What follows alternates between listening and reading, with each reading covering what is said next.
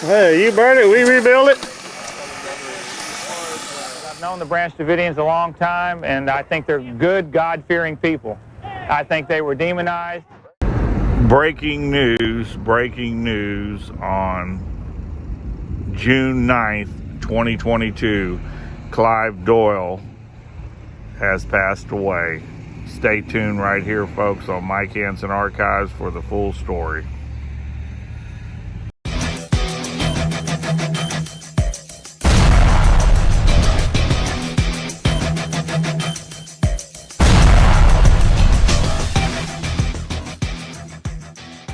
I love Mike Hanson Archives. You ready to run?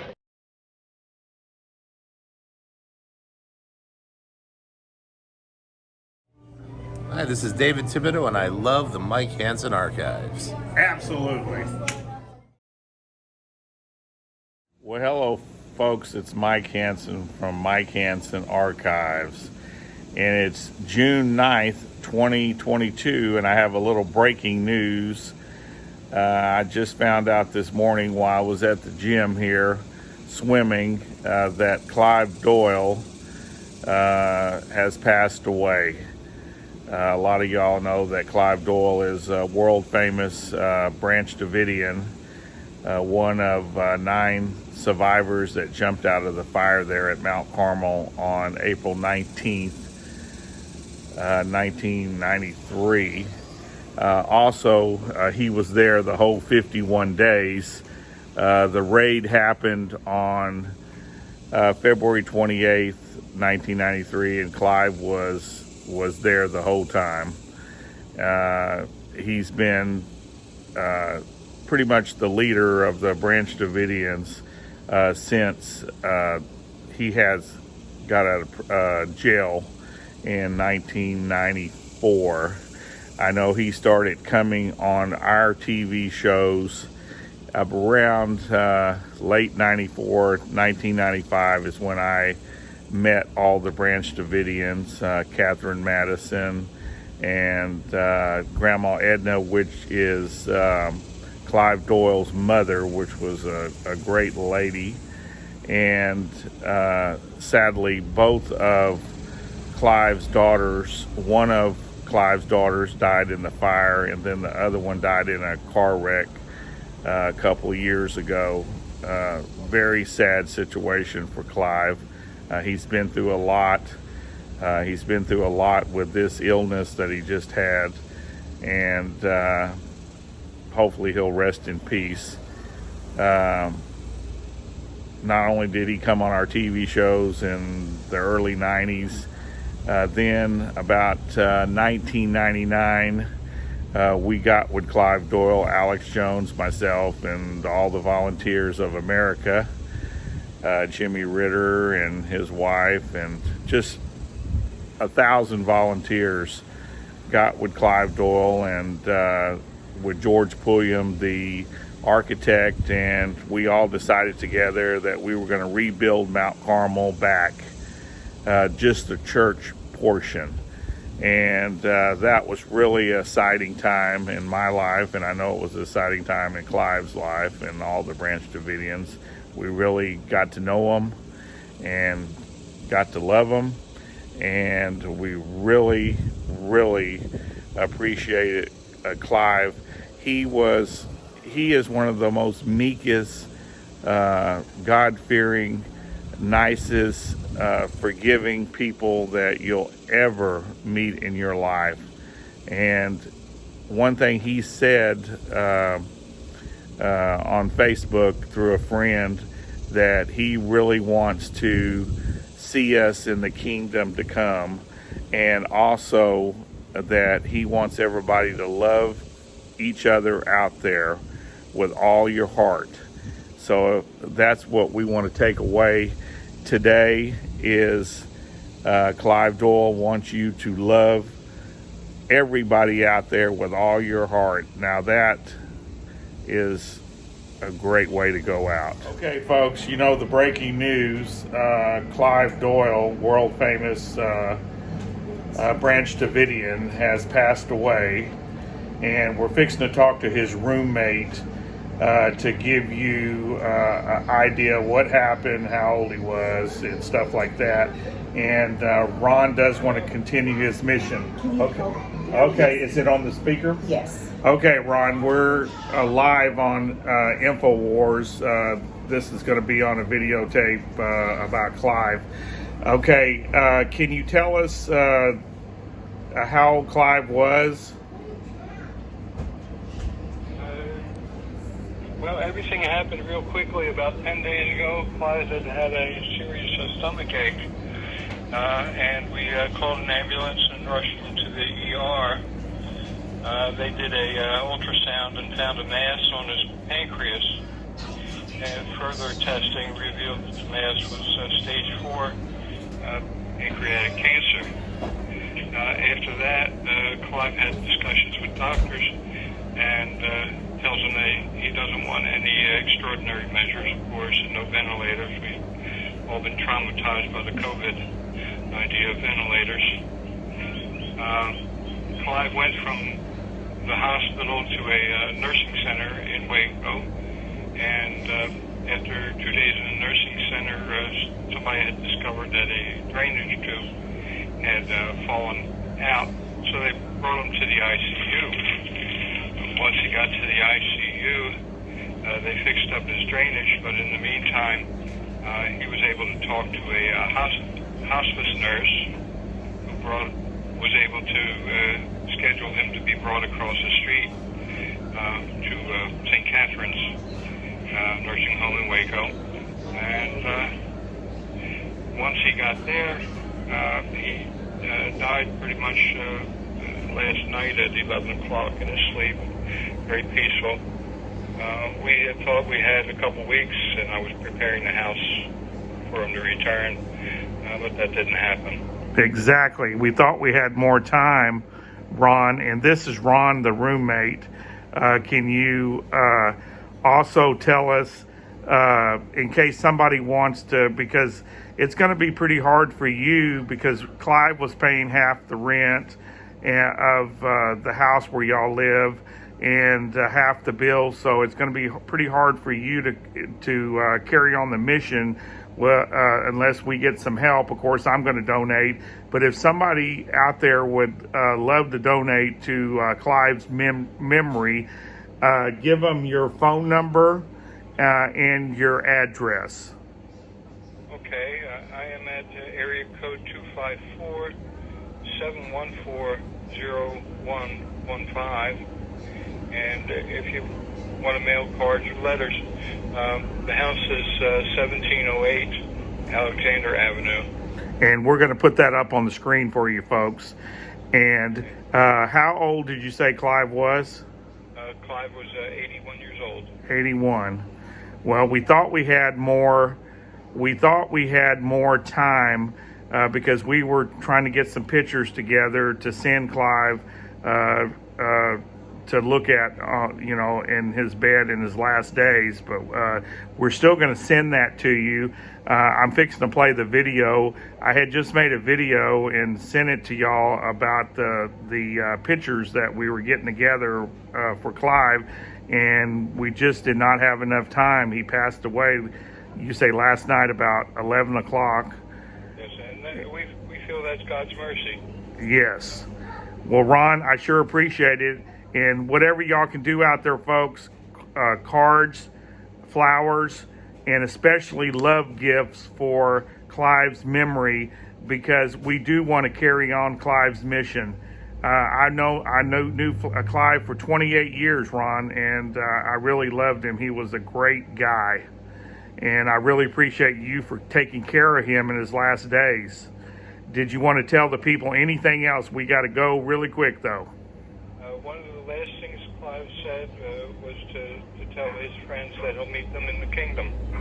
Absolutely. And then he also said, I read, that he wants everybody to love everybody with all their heart. That is correct. Well, that sounds just like Clive. Clive was a great guy, and it's going to be hard to replace him. And Ron, we will see you soon. God bless you, sir. Okay, thank you, Mike. There'll be we're getting together a celebration of life ceremony, but we don't know how that's going to come off. Well, stay in touch. Folks out there, stay in touch with Ron with that number and his address. And we'll also let you know right here on Mike Hanson Archives about the memorial service. All right, Ron, thanks a lot and God bless. Okay, one more mention. Yeah. My zip is 76708. Okay, 1708 Alexander Avenue, Waco, Texas, 76708. All right, thanks a lot, and we'll talk to you next time. Much appreciated. We believe that God's going to set up a kingdom in the last days, which will be the ultimate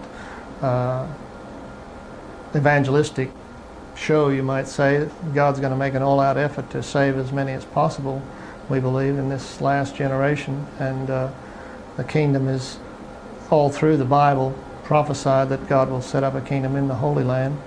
So that's part of what we believe. And most of the people that were there didn't actually come and join, quote unquote, the Branch Davidians as such. They were simply considered themselves as students of the Bible or students of the Seven Seals, as was being taught to them, at that time by David. So, but we do believe we're in the end time. We believe that the devil is basically pulling a lot of strings amongst the nations, and that you have a situation, some people call it a one world government, we tend to call it Babylon the Great. There's different terms for it, but it's a basic concept that the devil is fighting tooth and nail to get people to join together, and ultimately the results will be that they'll come against God's people. We've seen that, we believe, in miniature. We went through an experience in miniature of what the whole world can expect to experience, which the Bible calls tribulation or the time of trouble and things like that, further down the road. But those of us that were studying under David, got an experience up close and first hand. You can see it in their faces. They're serious about their cause, rebuilding the church at the Branch Davidian compound. Austin radio talk show host Alex Jones organized the effort. The materials are donated. Volunteers do the work. Some weeks, as much as 150 people out here. On average, I'd say about 40, 50 people over the day. It's taken us quite a while, but on the other hand, we've only been working on it like a day a week, so it's not really a long time when you consider the size of it and everything. The church shell stands where the compound chapel stood before the 1993 fire that destroyed it and killed more than 80 Davidians. So far, $70,000 in donations for the new building have come in from Austin to North Texas. Every piece of wood has been doused with a flame retardant, this too donated by a Dallas company, a $5,000 product. Branch Davidian Sheila Martin watches the construction almost every Sunday. She lost her 4 children and husband in the fire and longs to tell her family about this effort. Look, Wayne, look what's going on, what's happening. Isn't this great? Look at these people who are willing to do these things. I don't have him there beside me to do that. Volunteers plan to have the church finished for a special service on April 19th, the anniversary of the fire. Yeah, it's going to be Noah's Ark. Is this the new Noah's Ark? 32 and 47. I think it's strapped down. It kind of looks like the Noah's Ark if you go up on the... They don't understand. When he gets 3 or 4 years old, attacking you. I hate that one. My last one. You got it from. Over to me. If you see somebody, Well, my last one did. yeah, well, they will. That's the nature of the work. I was moving out of a place. You got to show him all those badges, then he knows what to say. In the modern media Rolodex, That's right. this is loving, and a Chihuahua is vicious and right-wing. Yeah. Yeah, I heard you say that. Yeah, what would be the motive for that? For what? You're asking me, Peter? For what? Yeah. You're the one that was talking about the thing. No, the point Ed was making is, you were saying, Clive, that the neighbor said it was a 2-month. They were saying people plan to be gone for 2 months. The neighbor down over the hill said they came in, I think, the first day. Well, see, he was there when all the helicopters came in and all that sort of stuff, and he heard all the shooting and everything. And he said they parked down over the hill, bunch of ATF guys. And Love officers. So he came out of his house, walked. He's got a big front yard, a big field, like us. He's set back off the road. So he walked all the way over the road, and as he walked toward them, they come stomping, they come up out of the ground everywhere, so they surround him. Figured he was a threat. Yeah. And he says, hey, my kids wanting, he says, I'm wanting to get my kids out of the house. Is it over? Is it safe to go, to town now or something? He says, my kids are scared. And they told him to go back to the house, pack his bags, and be prepared to stay gone for 2 months. He says, hey, I got cattle, I got animals to feed. So they made his whole family move out of the house. Did they pay him? Pay him at all? They made his whole family move out of the house, and he would have to come to the roadblock up the other end here every day, and they would escort him with 2 ATF or FBI agents would escort him back to the house so he could feed his animals, and then escort him away again. Did they pay his motel bills? Not that I know of. They might have, but I... Is he the type Well, here's the question Did he speak out about it? Here's the question that Ed was asking, Clive. And the question is, how could they know that it was going to be around 2 months? Then they send the helicopters to shoot up the water supply, the water tanks, the blue water tanks, to shoot up David's room. Do you think they meant the raid to be a so-called botched raid, having helicopters attack, having them hit the front door? Do you think the whole thing was planned? I think it was planned all the way from the beginning. They told us in court that they rehearsed this thing in Fort Hood back in December. We got footage. They rehearsed it, and they were supposed to have it down flat to where they could have 130 people on the floor in handcuffs, subdued. I think it was like in 2 minutes flat. But they didn't put you in handcuffs in 2 minutes flat. They didn't get in. That's my point. They could. Well, actually, they did get in. They got in up here. Right. This your fiberglass ladder back here, right? Hold on. Extension ladder? But the thing is that why would they shoot up the water supply right as the bullets are going through the front door? Good question. From the helicopters. They didn't want us to have any way of resisting, I guess, and surviving any length. Well, that's right, any length of time. That's the point. If they told the neighbor to be prepared to be gone for 2 months, and they come in and the first thing they do is shoot up the water supply, that's not because they're going to have a raid that day and take everybody to jail. The thing is, they say, well, they tell the public they were just trying to serve a legal warrant. That they never brought with them. Which none of the guys that, at least the ones they put on the witness stand during the time, none of them had ever seen it. They didn't have it with them. If anybody had it at all, it was probably one of the guys on a helicopter, but nobody knew what they were supposed to be searching for.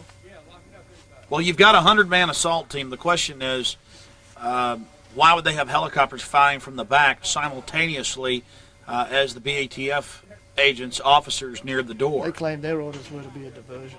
That's what I was going to say to her. So it's a major diversion, shooting up your water supply. Well, it sounds to me like they were trying to get you guys, that is the Davidians, to start a firefight, like they wanted a confrontation.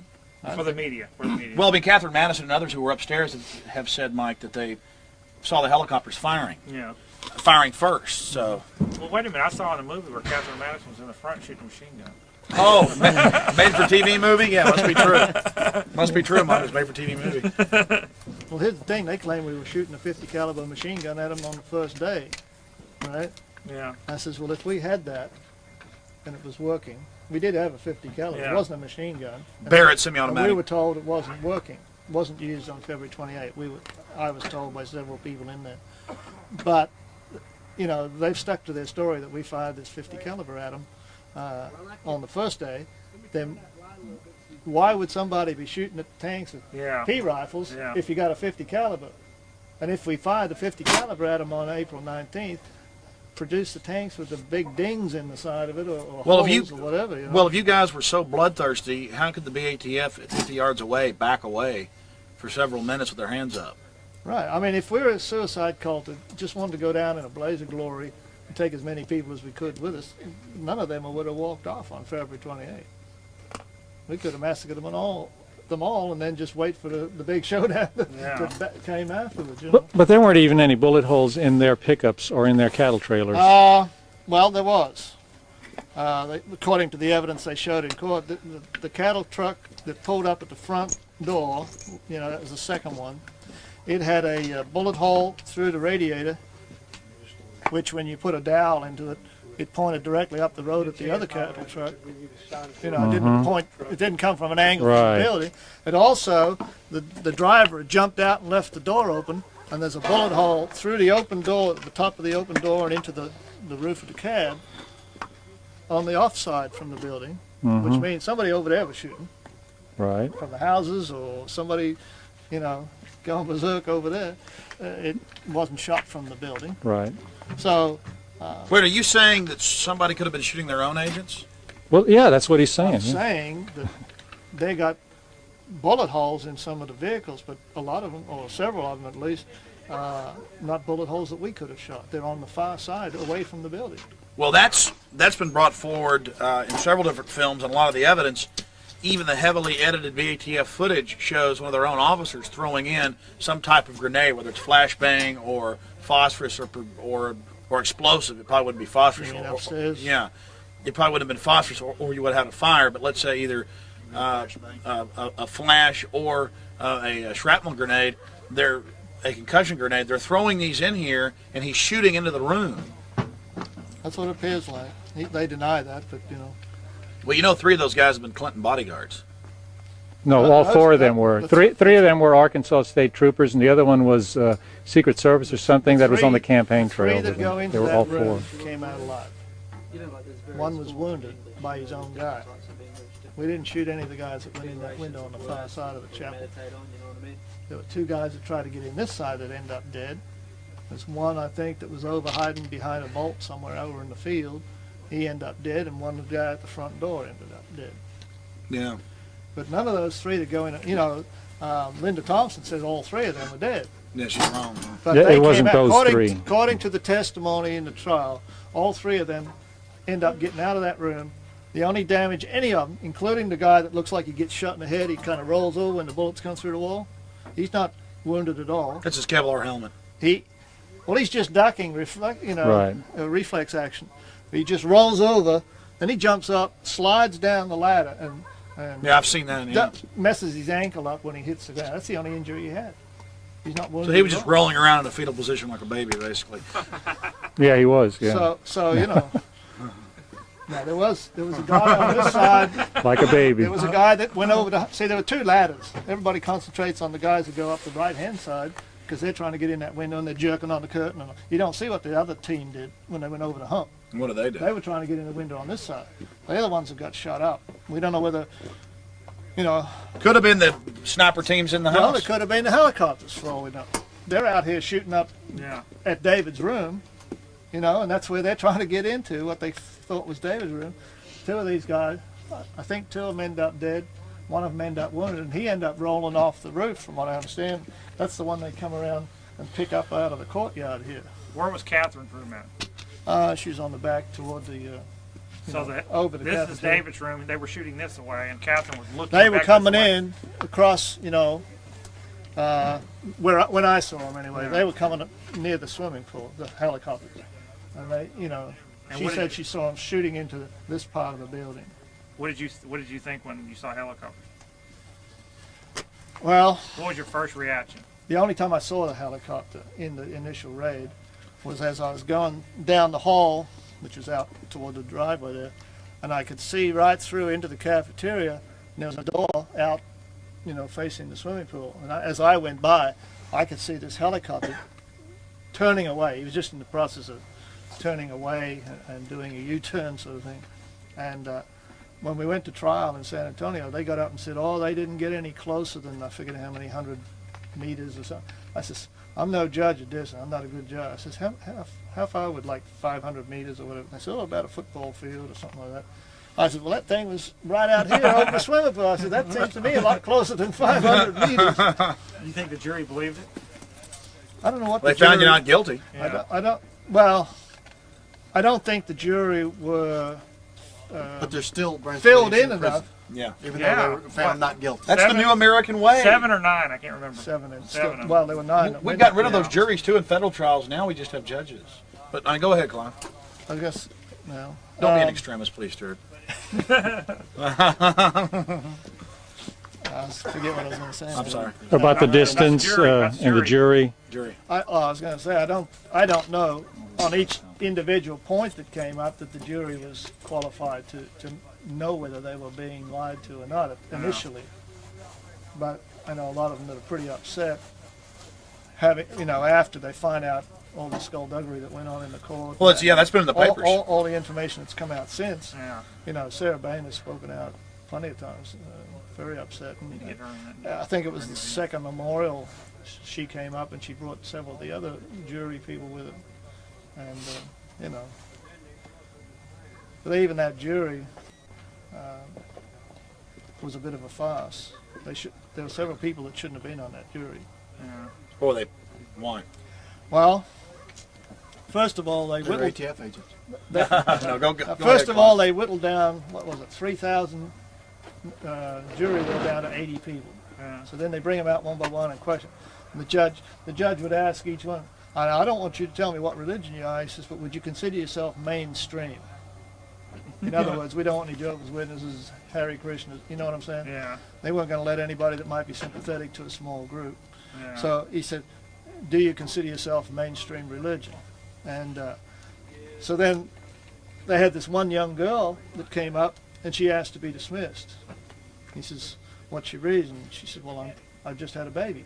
I'm breastfeeding and all that. He says, well, we're only going to be, you're only going to be on the jury from 9 until about 4. He says, you can squeeze the milk out, put it in a bottle, and have a babysitter feed the baby during the day. He says, and you'll be home by 5 or 5:30. You can feed it at night.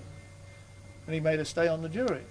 Well, that was, you might say, fine up to a Clive, point. he hurt the children? Up to a point. They love the children. He got away with that during the trial, but when you sequester a jury to make a major decision, they don't want to be locked up for days or weeks. Yeah. They're going to rush to decision. And another girl that was going to night school, he pulled the same deal on her. Well, we're not going to be here at night. You can still be on the jury, And then when the trial you'll have plenty of time to study. Real early in the trial, a note was apparently handed to the judge.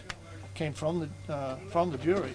People on the jury were letting the judge know that the guy that was on the jury had already said he had already made his mind up before he heard anything that we were guilty. And so they brought this to the judge. Instead of dismissing him, say you can't be on a jury with that kind of an attitude, they just kind of gave him a slap on the wrist and said, well, do you promise not to think like say that again? Something like that, Okay, Judge. And they left him on. I mean, he's prejudiced jury. So you're telling me that... So you got 3 people right there that got a problem. That's in the court record that your lawyers had a motion to get this guy out of there, but... No, I don't know that they filed a motion.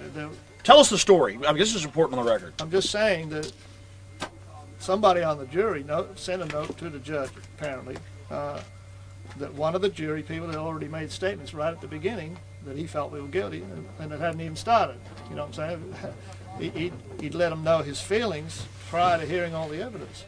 So they informed the judge of this. But instead of kicking the guy off the jury and picking someone else, putting one of the ultimates in his place or something, they kept him on, just with a kind of a warning, you can't be saying that, and you're not supposed to have opinions without listening, and you're supposed to be unbiased and all that. You're not going to do this again, that sort of thing, And oh yeah, okay, Judge. Now, what exactly did the jury rule? Not guilty on all the murder charges, correct, but that there was firearms violations. From what I understand, and this kind of stinks in a way, our lawyers went to the prosecuting lawyers at some point during the series. They never informed us. It wasn't something that they discussed with us. They went and they says, they said to the prosecutors, we feel that it's only fair that you let us at some point write in self-defense into this, into the charges. And from what I understand, the prosecuting attorney says, well, we'll let you write self-defense if you let us write in voluntary manslaughter. So they made a deal. So when without consulting you. Yeah. So when it came No, down, that's an important point. Yeah, we were not asked, were we willing to cut a deal, or would we, Then that's not really valid. Then your attorney has to get your plea. Should. But anyway, the thing is, when it came down to separating the jury, from what I understand, the judge gave the jury instructions on how to vote. You know, and on the third count, which is apparently where the third count was having a weapon during the commission of violent crime. Going into the trial, we were told that was a 5 to 10 year sentence if you were found guilty. Somewhere along the way, when they made this deal, they put all this extra wording into the third charge. You see? And so when the jury is separated to go make their decision, the judge gives them instructions on how to vote, and I think they said there was like 90 pages of instructions on how to vote on the third count. So, some fantastic number of pages anyway.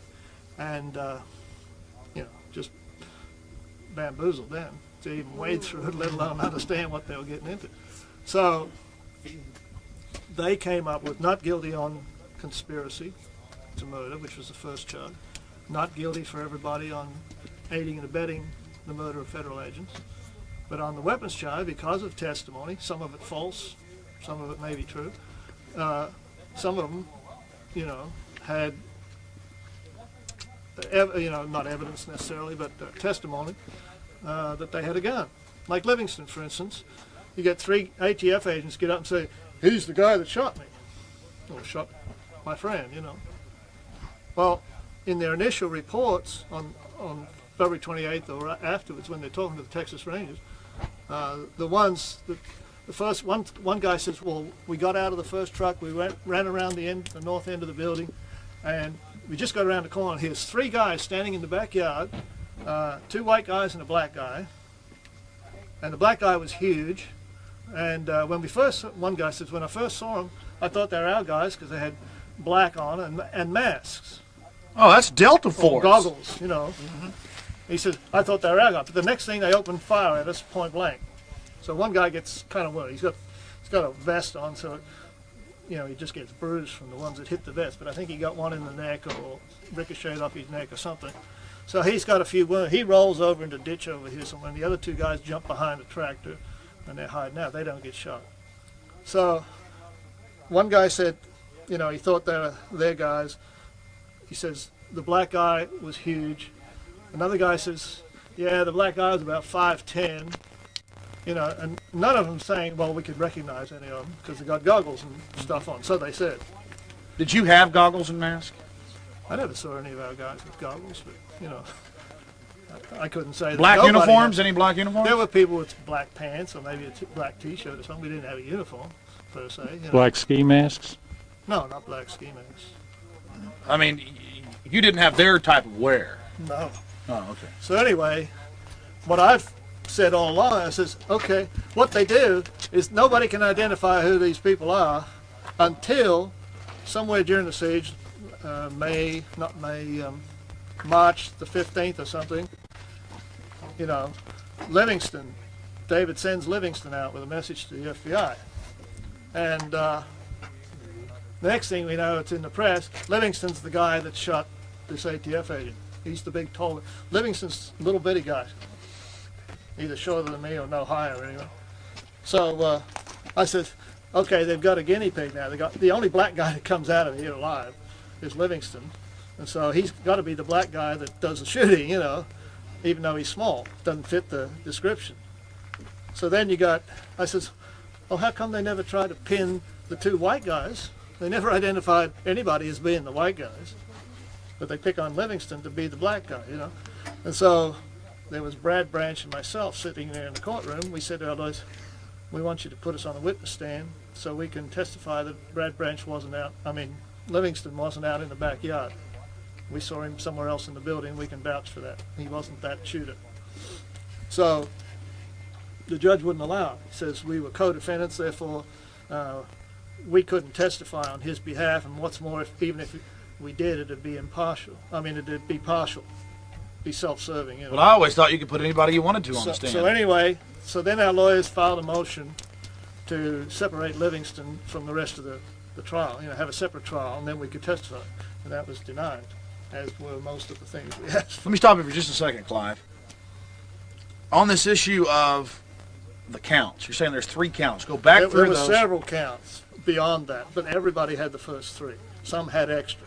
Okay. If somebody said, and the 3 counts again are what? Or if Paul wasn't even there. So he's got some slightly different counts because of the, his name's on the receipt for some guns or something. So they legal guns. He bought them legally and everything. He had nothing to do with any altering or anything that they were trying to pin on us. But they, on the strength of, they claimed they found a check, a single check, not a checkbook, but a single check lying in the machine shop here after the fire with his account. So they said that showed that Paul worked in the machine shop and was changing weapons to automatic. Okay, the question is this, a side question.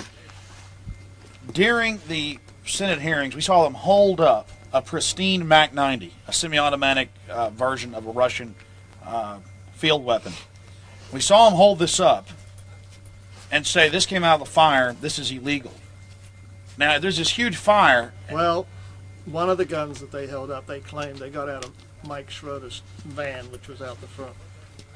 I can't say one way or the other whether they did or they didn't, but that's what they claimed. But that was a legal semi-automatic rifle. I don't know. I don't know what was in his truck, whether they got it out of his truck or not, but that was what they presented. Well, they had a whole table of unburned guns. Well, I don't know where they got all the unburned guns.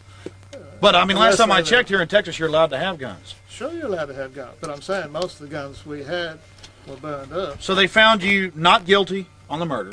They found everybody not guilty on conspiracy, and they found everybody not guilty of murder. What the jury did, because of the various testimony that was given, like I said, whether it was true or false, the fact that we didn't put a defense on left that testimony standing, And so they said, well, we've got to, we got people saying, well, so-and-so had a gun, or this guy saying, I had a gun.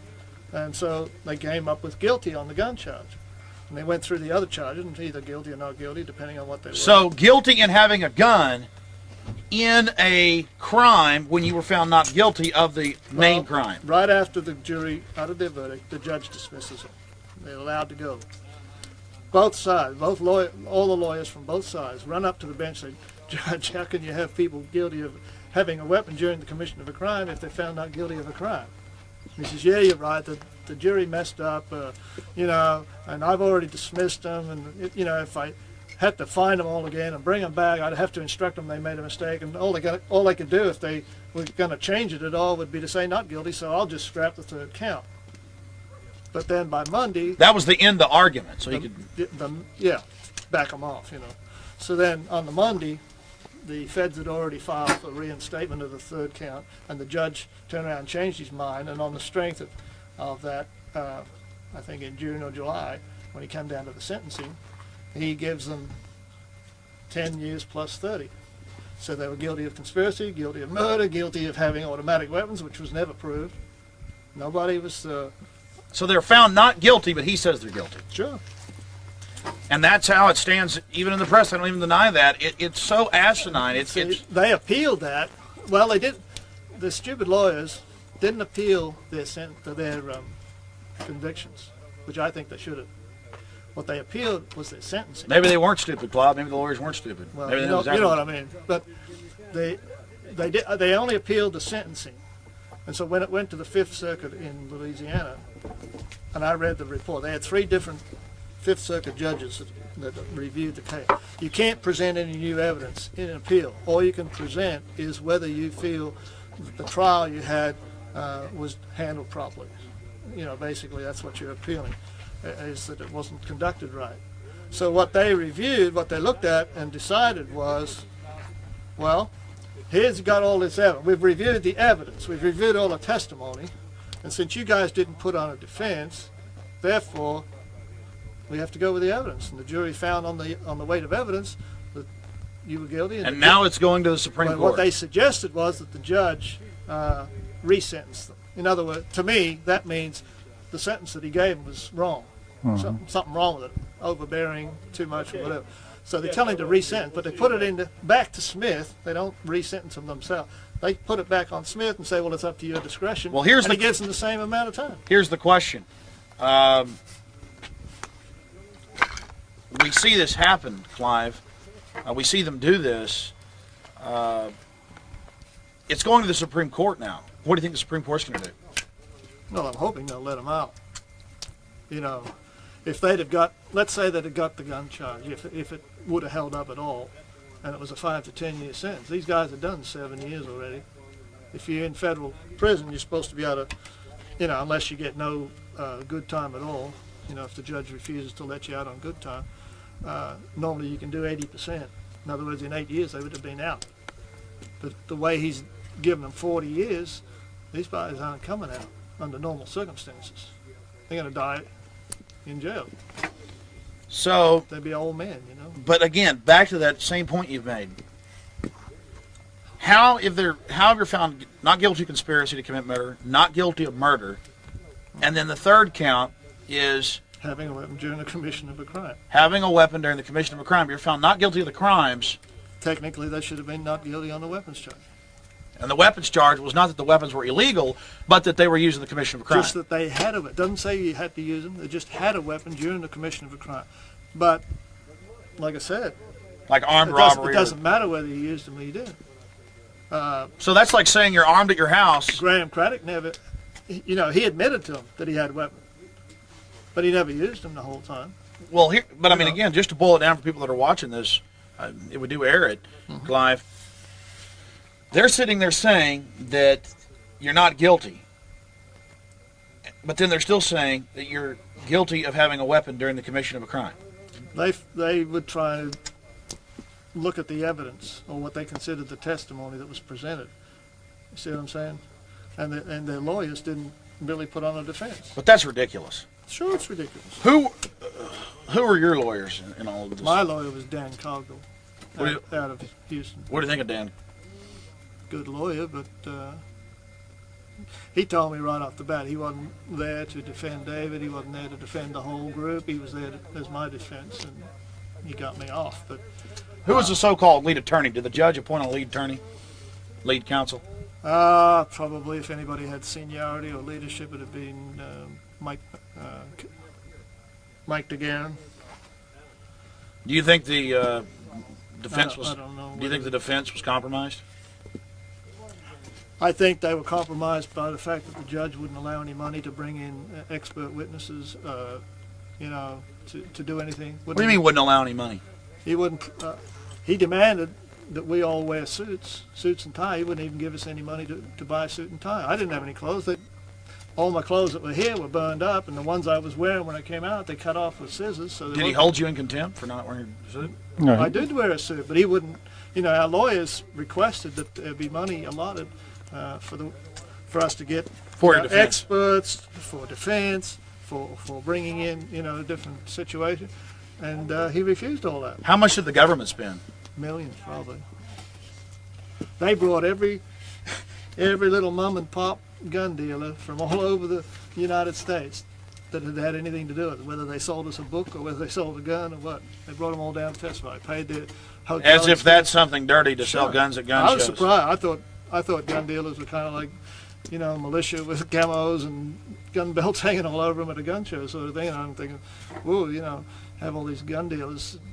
But when they came in, they were little grandmas and grandpas trying to put their kids through college or something. What is it like, Clive? What is it like to have Judge Walter Smith engage in the criminal actions that I think are cleared, at least clear to me, Alex Jones, and I'll put that on the record. To see the judge, Walter Smith, engage in this criminal activity and this obstruction of justice and this huge railroad. Now, Clive, to have him refusing to recuse himself in the civil case where you're trying to take action, get back your good name, you lost your daughter, you lost your friends. After all of this, he will not recuse himself. I remember 7 months ago when he was all acting like he was going to be Mr. Goody Two-Shoes. You said on my radio program, and I agreed, that you think it's the same old fraud all over again, just more acting. I think it's more of the cover-up. He's still playing the same role he played 7 years ago, or 6 years ago. So what do you think of Judge Walter Smith? I don't think much of Judge Walter Smith, period. But what I can understand is how the media or the courts or whoever has any authority in this country can look at the evidence of this man's performance, both in the trial and since, and say that this guy is unbiased. I don't see how anybody, including the Fifth Circuit Court of Appeals, can say, well, this guy is not a biased judge. How can they call former Senator John Danforth an independent counselor, an independent investigator, when he's appointed by Janet Reno, the Attorney General, to investigate Janet Reno, the Attorney General? Well, I think they can call them whatever they like in this country because they tend to screw the English language up pretty good. They take the meaning away from words, and you know, things don't have the same value as they used to when we were in school. Would you say to people out there they better watch the words and better see what's... Well, I'm saying, you know, there's a lot of catchphrases, a lot of double talk, there's a lot of deception and covering up, and I don't know what the real meaning of the word independent is in their mind, but I know what it means to me, and I don't know whether he fits the bill. Let's put it that way. Clive Doyle, were you guys operating a speed lab out here? No, we weren't. I've been told... We were totally against drugs. You know. Well, I've been told by the surviving branch Davidians like yourself, drugs were... David would have somebody thrown out of here if they were doing drugs. People that had done drugs or having a problem, whether it was drinking, smoking, or whatever, that wanted to come here and make a new start were invited to come. But if the temptation got so great that they couldn't resist, they were asked to leave. Yeah. So drugs were not allowed out here? No. And what had gone on prior to our, you might say, being in charge here was that way back in the 80s, mid-80s, there was a lab. George Roden had invited some former prisoners to come out here, and it gave them pretty well free rein to do what they liked, and they had a pornography ring and a drug lab and stuff, from what I understand. When David came here, when we came back and got our property back in 88, some of this stuff was found, which we handed over to the Sheriff's Department. So it was pretty clear, at least with the locals, that you guys were anti-drug. They all knew our position. We had a good rapport with the Sheriff's Department. They used to come out here and fish. They come out here and trade car parts. You know. Use a shooting range. I don't know about the Sheriff's Department doing that, but we didn't have a shooting range. We had a heap of dirt out there, which people would stick a tin can on or some blocks of wood, you know, and maybe try out shooting a little bit, but we didn't have a shooting range. We didn't have military training camp and all that kind of stuff that you hear. Well, I mean, for me, shooting range is a term backyard. Well, what I said, we didn't have targets. We didn't have, you know, measured distances or anything. And most people... Clive, why do you think the government attacked you guys? Clive, why do you think the government... I think there's a lot of... I'm sorry. I think there's a lot of reasons... I messed you up. Start over again. Go ahead. I believe that the attack was on various levels. I think that the ATF had an agenda. I think that the government, this government wants to take over and take away the freedoms of everybody, had an agenda, and this was part of their plan. But, you know, you hear a lot of stories about what was going on in the ATF with sexual discrimination within the department, the stories of them being dissolved or reabsorbed into another agency. You've heard all those stories. But did you ever hear about their Klan meeting when they got caught? From what from our point of view, I believe that, like the Bible says, there's a devil out there, and the devil wants to do away with anybody that's trying to improve their lifestyle, to do better. You know, you start studying the Bible, you're already under suspicion and suspect, and the devil wants to get rid of those kind of people. And unfortunately, there are people that lend themselves to bringing that about. You know, when it says the devil goes to make war against the saints, it could be supernatural, but I think it's done through human beings that, you know, allow themselves to be directed in that line. So puppets. Mm-hmm. Well, thanks, Clive. Okay. Appreciate it. Clive, I was going to ask you a question. You didn't get a chance of it. No, I know. Alex turned this into an interview. Well, he's over here talking about it. Yeah, no. Now he's in interview mode. See, now Clive's real serious. Clive, relax like you were sitting back. Well, you don't have to be out here, Clive. No, it was just a question about on that day, the first day when they came in shooting. And you had that semi-automatic 50 caliber that you said wasn't working. But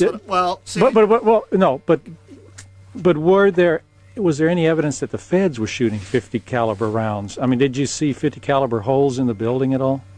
No. Because Catherine at one point said when she went out that on March the 2nd or whatever, there was some kind of like a huge hole in the front door. Well, there was some holes in the front door, but I mean, they had shotguns. They had Oh, okay. what is it, MP5s or whatever. They had handguns. I don't know what all they were shooting per se. I know what they claimed they had. You know, whether that's truthful or not. We know there were snipers across the road. What they were shooting, we don't know. Right. But what, you know, after the initial raid and the adrenaline and kind of calmed down and everything, and we're beginning to hear on the radio the stories that they're putting out, you know, to the media, like, oh, they were shooting all kinds of stuff out in 50 caliber. I knew we had a 50 caliber. David had showed it one night, you know, in one of the meetings. And so I went to a couple of the guys. I think I asked, let's see, a couple of the guys that were upstairs where the 50 caliber was supposed to be. I says, so what's all these stories about us firing the 50 caliber at them? One guy says, the 50 caliber was never used. He said it was sitting over in the corner or something. Never got used. I asked somebody else about it, and they says, 50 caliber couldn't have been used because it doesn't work. That was two different people telling me that. And so I accepted them. I got more reason to believe our guys than I do these liars, you know.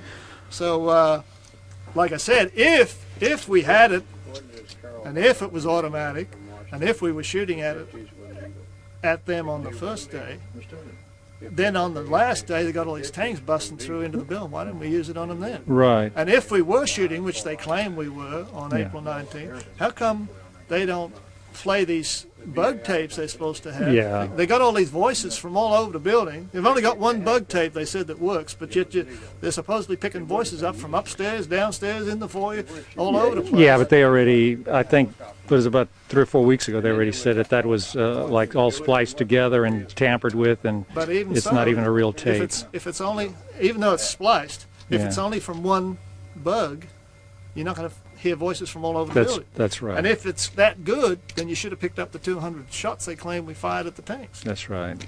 Yeah. My testimony is that I didn't hear any shooting from inside on April 19th. Yeah, but did y'all put like or make Molotov cocktails or any of that sort of stuff? There was talk about it. I never saw any, but you know, yeah. There's all. I mean, when you're in this kind of a situation, tanks running around, you know, war. When you're getting all these threats, like we were being told even before April 9th, we don't want anybody in the tower.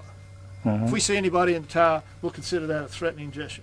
We don't want anybody looking out the windows. We don't want, you know, they start making demands more and more as they got to the end.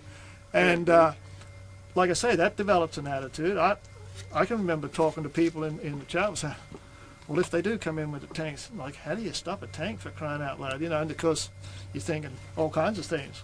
What you could do, you know, stick a crowbar in the trunk. Clive, what about them? What about them also calling a few days before the final assault, the final attack, where they told you it wasn't an assault, with classic doublespeak? Clive, what about them calling and saying you better have fire extinguishers? Do you have any fire extinguishers? That call, from what I understand, was made, I'm not sure of the date, a few days before, I guess, before the last day. And Steve Schneider, I believe, was on the phone, and they asked him, did we have any fire extinguishers? And he didn't even know. So he kind of asked somebody to run and find out. And then he tells them, well, I'm told we got one.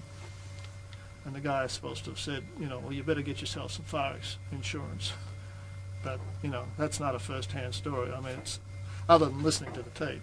Oh, it's on the tape? It's on the tape, yeah. Clive, the reason I was asking so much about that 50 caliber on that first day is, wasn't it on the first day when that one helicopter was shot down?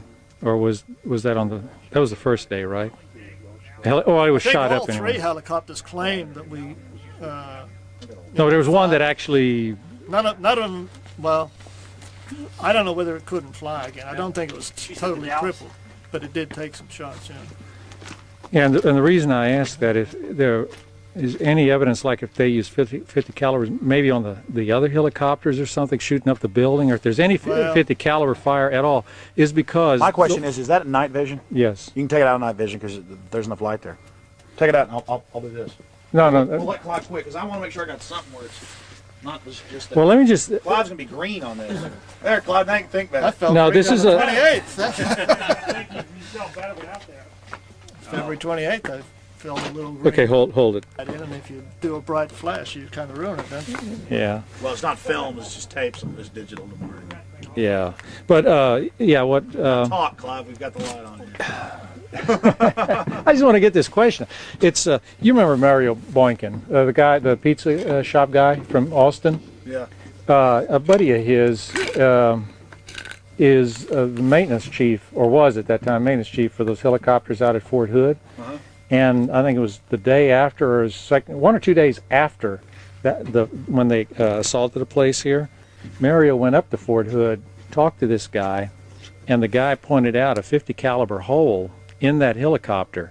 And Mario told me that he stuck his finger into that hole, and he recognized it as being like a 50 caliber size. Well, so that's what I was curious if they even shot their own helicopter down.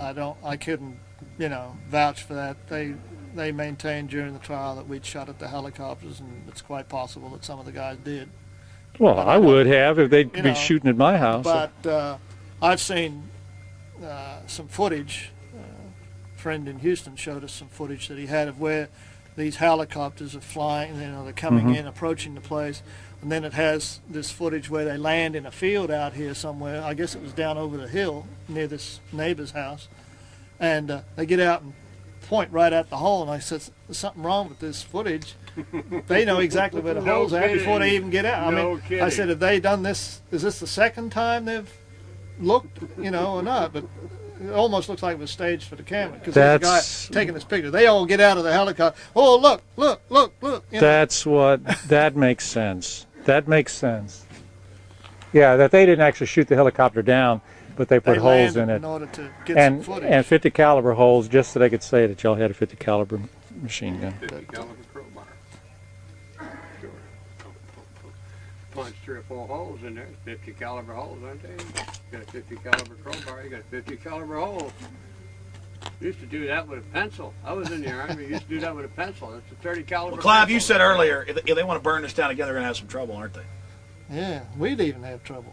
With all that no burn?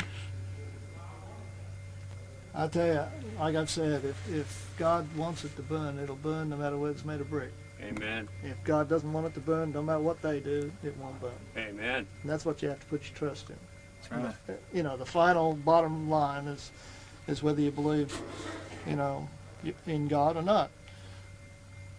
There's a question in the Bible, or a statement, I should say, that says, if the builders build without God on their side, then they build in vain.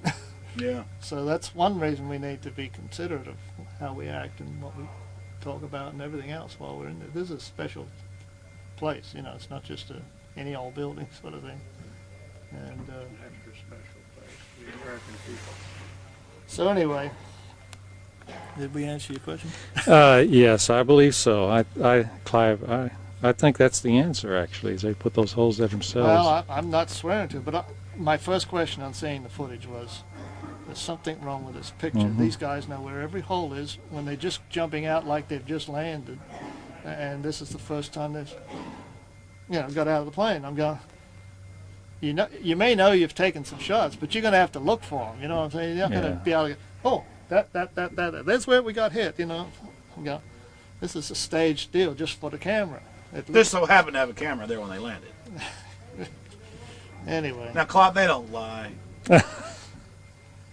I don't know. Maybe they've been lying so much that it feels like standing up. Yeah.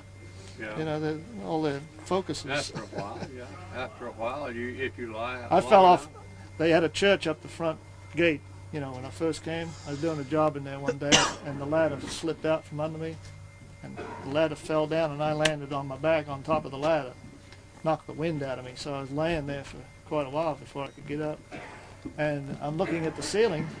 And all of a sudden, my brain just kind of flipped over to where the ceiling looked like the floor. Everything looked like it was the right way up, only the lights were coming up out of the floor and the pews are all along the ceiling. Just laying there kind of dazed. And maybe that's the way they view things, from a different perspective. That's good, Clive. Thanks. Okay. Right after the raid, when the ATF and everybody are giving this press conference and everything, they're talking about how we'd ambushed them and we were all at the windows shooting and all that, and I'm going, wow, that's not the truth. And so I go up to my room, or I'd been in my room, and I go back to my room, and my room's intact. There's not a bullet hole in my room at all. Mine was the third window from the north end. And so I'm going, whew, you know, at least they can't say Clive Doyle was in his room shooting at the ATF coming in, because I got no bullet holes. There's no reaction to any firing on my part, see? So this goes on all during the shooting. I'm thinking, this is evidence. This is good evidence. You know, my room's not shut up, my glass is not.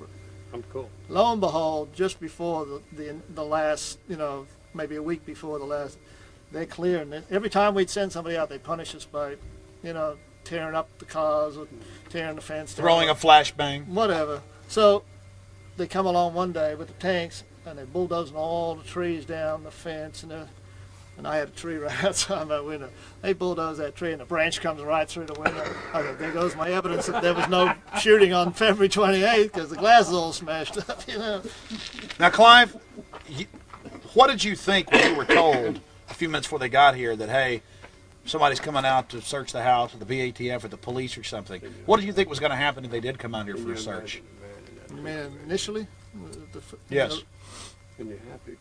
I really didn't know. I mean, we knew that we were being watched from across the road for about 6 weeks before the raid. Early in January, these guys moved into the house, and they started acting strange right from the start. I mean, they'd be shooting out in the backyard. When we tried to go over to be friendly, they wouldn't let us in the house, and all kinds of weird stuff going on. So we were suspicious. But I never heard David or anyone else say, hey, the ATF are watching. We knew somebody was watching us, but we thought maybe it was the immigration people, because we had people from all over the world here, and we figured they're suspicious. You know, they're watching to see who we got here. So it was no big deal.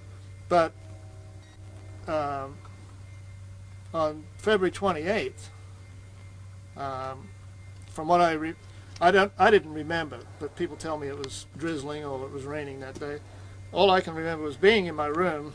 We'd already had breakfast, and I was back in my room, and all of a sudden I hear a lot of people out here in the cafeteria, and I thought, what's going on? Seems to be a lot of people out there, and we've already eaten, so what's the deal?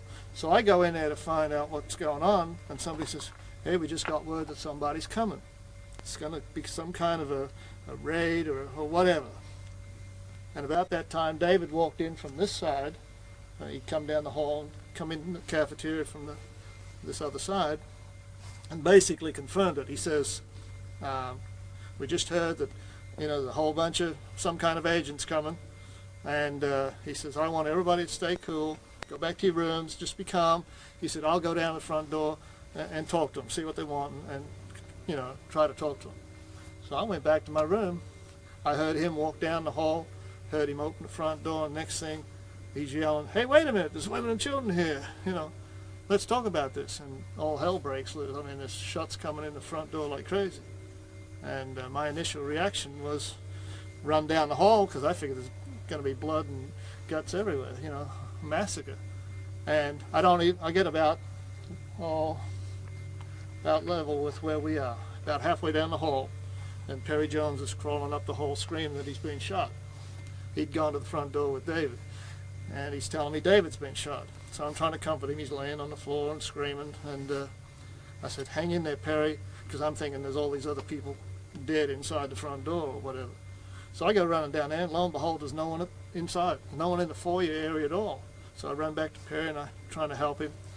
And so on the tape, as we see the BATF from the outside firing in incessantly, you guys are just going around trying to look for people that have been shot.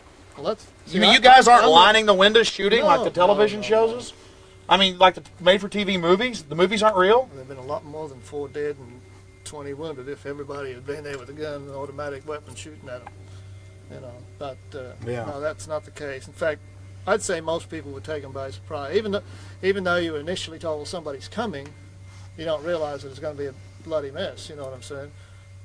You maybe have a little trepidation, well, you know, are they going to be haul us all outside? Are we all going to jail? What's the procedure? You know, we didn't know what was going to happen. But David more or less said, well, you know, everybody stay calm. I'll go down and talk to him. So you figure, oh, he'll handle it, you know. And so next thing we know, all this shooting at the front door. People upstairs, of course, are hearing the shooting from the helicopters. And So like I say, I went running down. I find Perry shot, crawled, just dragging himself up on his hands and knees sort of thing up the hallway. I end up helping him to a bed. By the time I put him in a bed on this side of the long hallway in the men's dorm area, somebody says, Winston's dead. I said, where's he at? They said, well, he's up in his room. So I go up there, and as I get up to that end where his room is, I could hear water running. I thought, that's strange. What's that? So when I get to his door and I look in, he's laying on the floor in a pool of blood and water, and his windows all shattered, and he had these water tanks out on a platform at the back, and they were completely blocking his windows. Not like you could see in or he could see out. These big plastic water tanks were right up against his window. But what the helicopters had done, it shot into riddled all the water tanks, and he was sitting on the other side of it, and got a bullet in the head. Was there any water coming in? Oh yeah, it was all over his floor. The carpet was soaked with blood and water. And of course I'm trying to feel for a pulse. He was a pretty big black guy from England, had a real thick neck. So I'm thinking, is it just that I can't find a pulse, or is he really dead, And where was the bullet hole in his head? I don't remember exactly. All I remember is laying there, So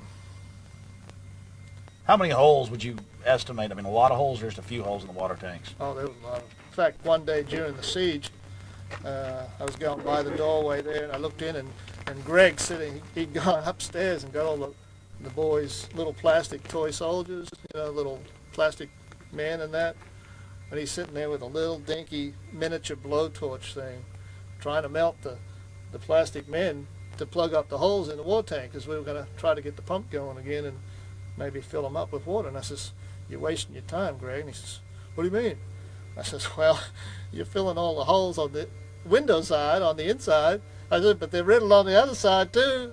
Unless you're going to go out and expose yourself and fill them up, it's still going to leak out the other side. Now, what angle were the holes coming in? They were coming down an angle, the high on the outside and low on the inside. There's nothing out there that, you can't say, well, there's a guy in a big building across the alley, shooting down into your room. Because there's nothing but... Yeah, it's sky, Not even the snipers up there, I don't believe, could have done it, because it was coming at a... They're at the same level, that house down the road. Right, that's what I'm saying. It would have to be from playing a helicopter or something. So you were expecting to be brought out on the lawn and have them search through your stuff. You didn't... I had, like I said, this was a couple of days later when the arrangement was that we would all go out. We'd all come out together.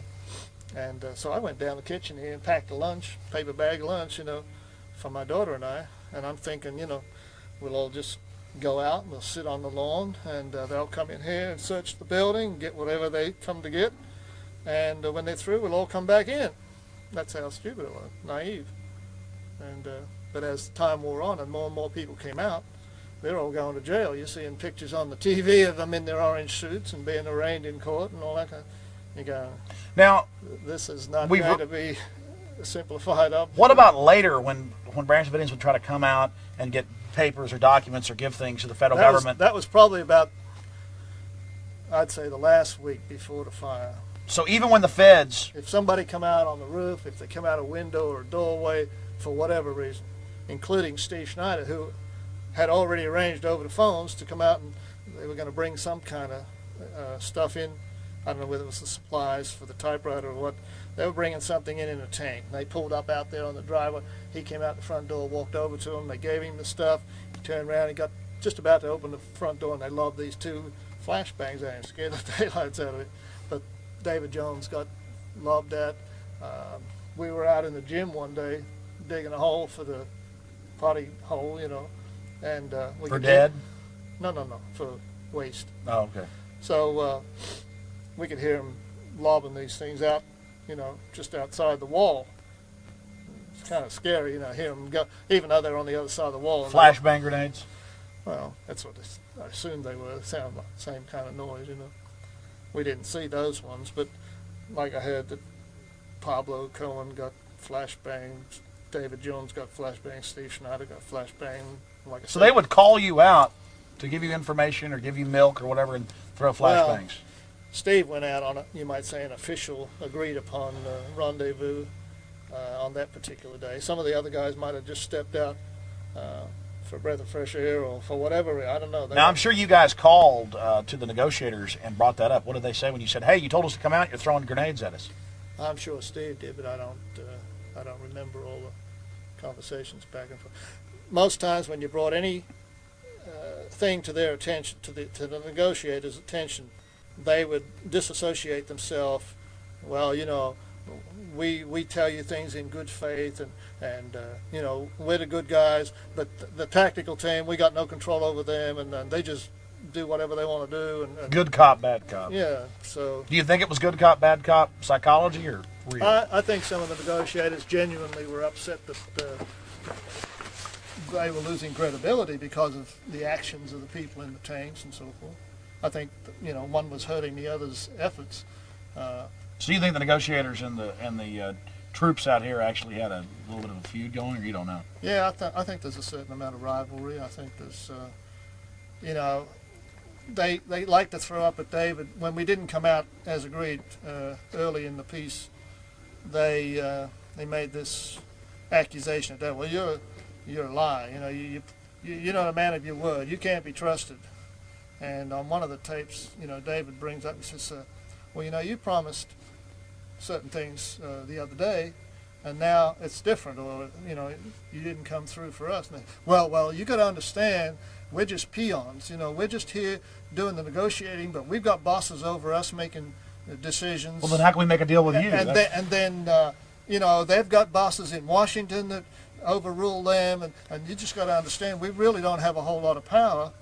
And David says, well, why is it that you can't understand that I've got a boss upstairs that sometimes overrules, you know, something we've agreed on yesterday? He may say no. Why can't you understand that I've got a higher up person that I got to answer to, and yet, you know, you want to call me a liar. You want to say, well, I'm not a man of my word. But you can cop out when your promises don't come by because, well, we got people over us. You know, we're just... We've heard about the hostage rescue teams, the military people, mooning and flashing you guys. Mm-hmm. I mean, that was kind of... Was that one reason you guys didn't... It certainly develops an attitude.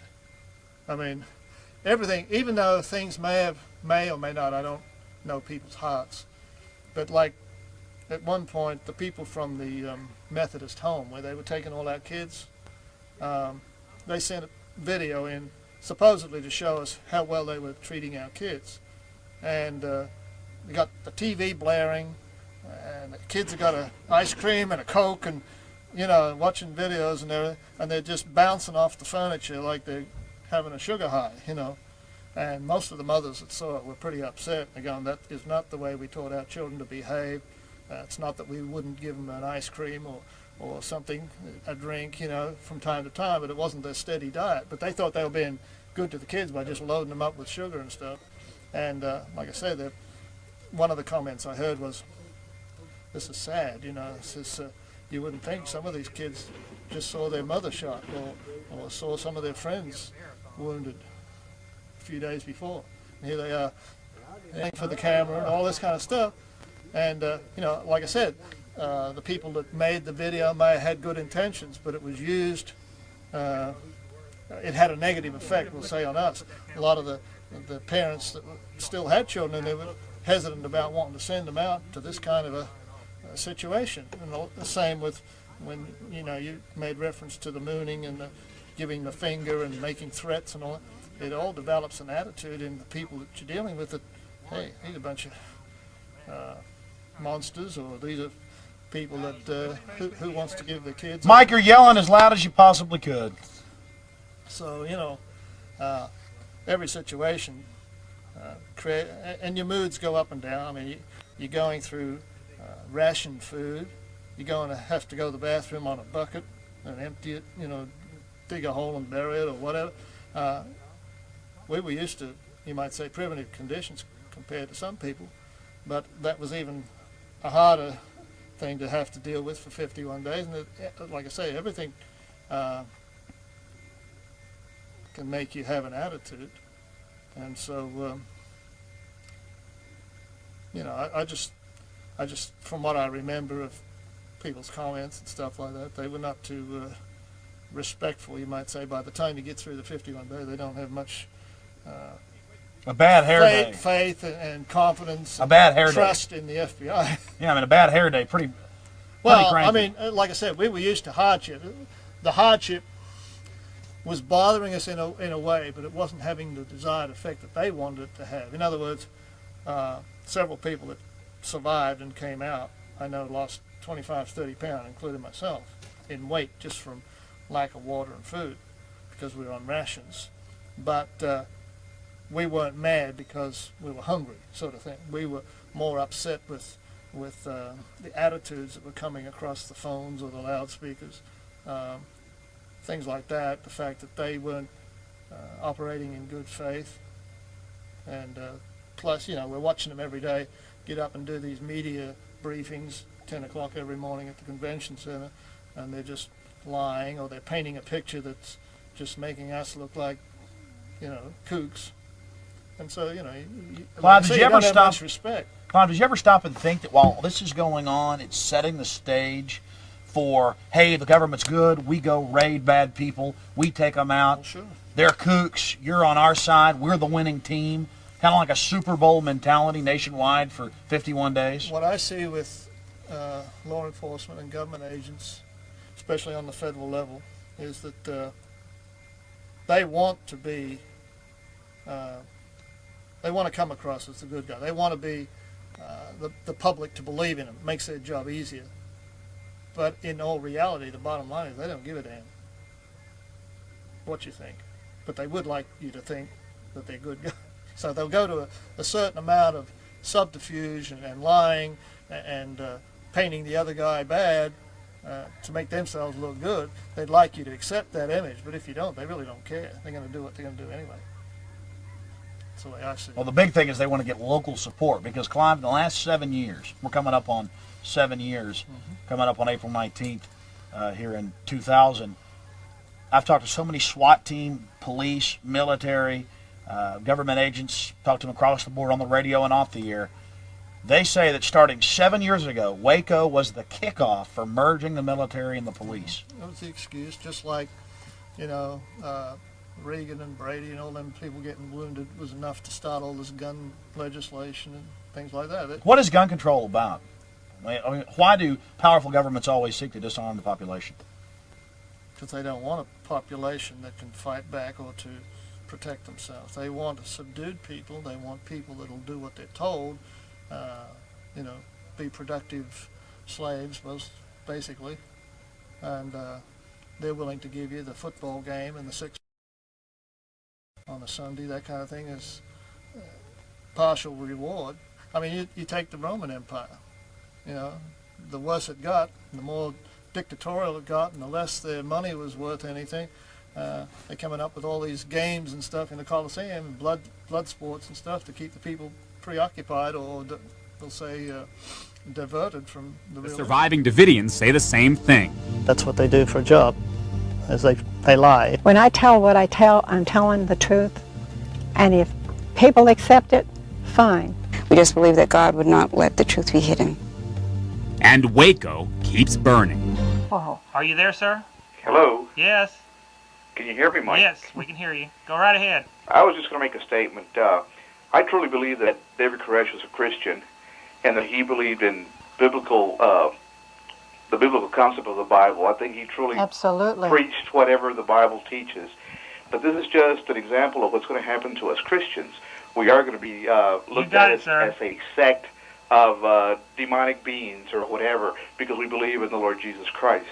And I think that that's why the Lord says be prepared to suffer, because I think we're going to suffer a lot of this same thing that David Koresh and the people that live there at the camp because we profess to be Christians and believe in Jesus Christ. So it's just something that they're going to show the people that if you do profess to be a Christian and you believe in the Lord Jesus Christ, that this is just an example of what's going to happen to those people that profess to be Christians. And that's just a comment that I wanted to make.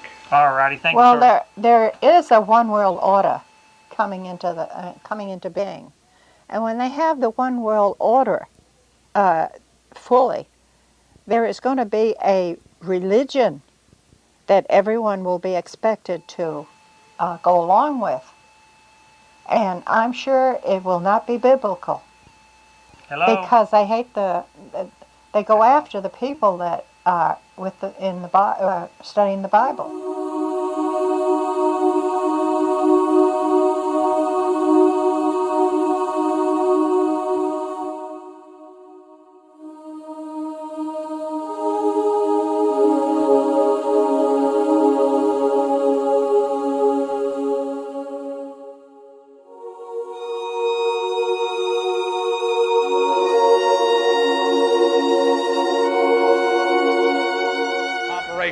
And here you have a federal agent grimacing this young lady here. You see Clive Doyle, a man that I know is as gentle as a lamb, being led by the federal agent to his jail cell. Here you have the people that were killed by special military forces, black ops squads, that is, secret military squads that accompanied the feds. We're told also that some British special forces teams were inserted to kill all the witnesses because they couldn't have witnesses of what happened. And there, of course, you have the evidence before it was destroyed. The FBI and the BATF always bulldoze from Oklahoma City to the World Trade Center bombing after they've done their handiwork. This is Clive Doyle's daughter. Did not deserve to be burned up in the building and shot as they tried to exit. We're here with Clive Doyle, one of the surviving Branch Davidians. He came down a couple months ago, and we really appreciate you coming down to share the information, the knowledge of your run-in with the New World Order, and what you'd call Antichrist forces here in Waco, Texas. I appreciate you having everybody out here. What do you think about a Attorney General coming out here and speaking about what's happening in the police state? Well, Ramsey Clark has been a great friend ever since he got onto our civil case, and he has spoken just about every year for the last 3 years. The fact that an Attorney General has the gumption to get up and talk the way he did, I think is a credit to his personality and his principles. I'd kind of like to see the day when Janet Reno would have enough gumption to come down here and say the same kind of things, but that may be down the road. With respect to the use of military weapons, these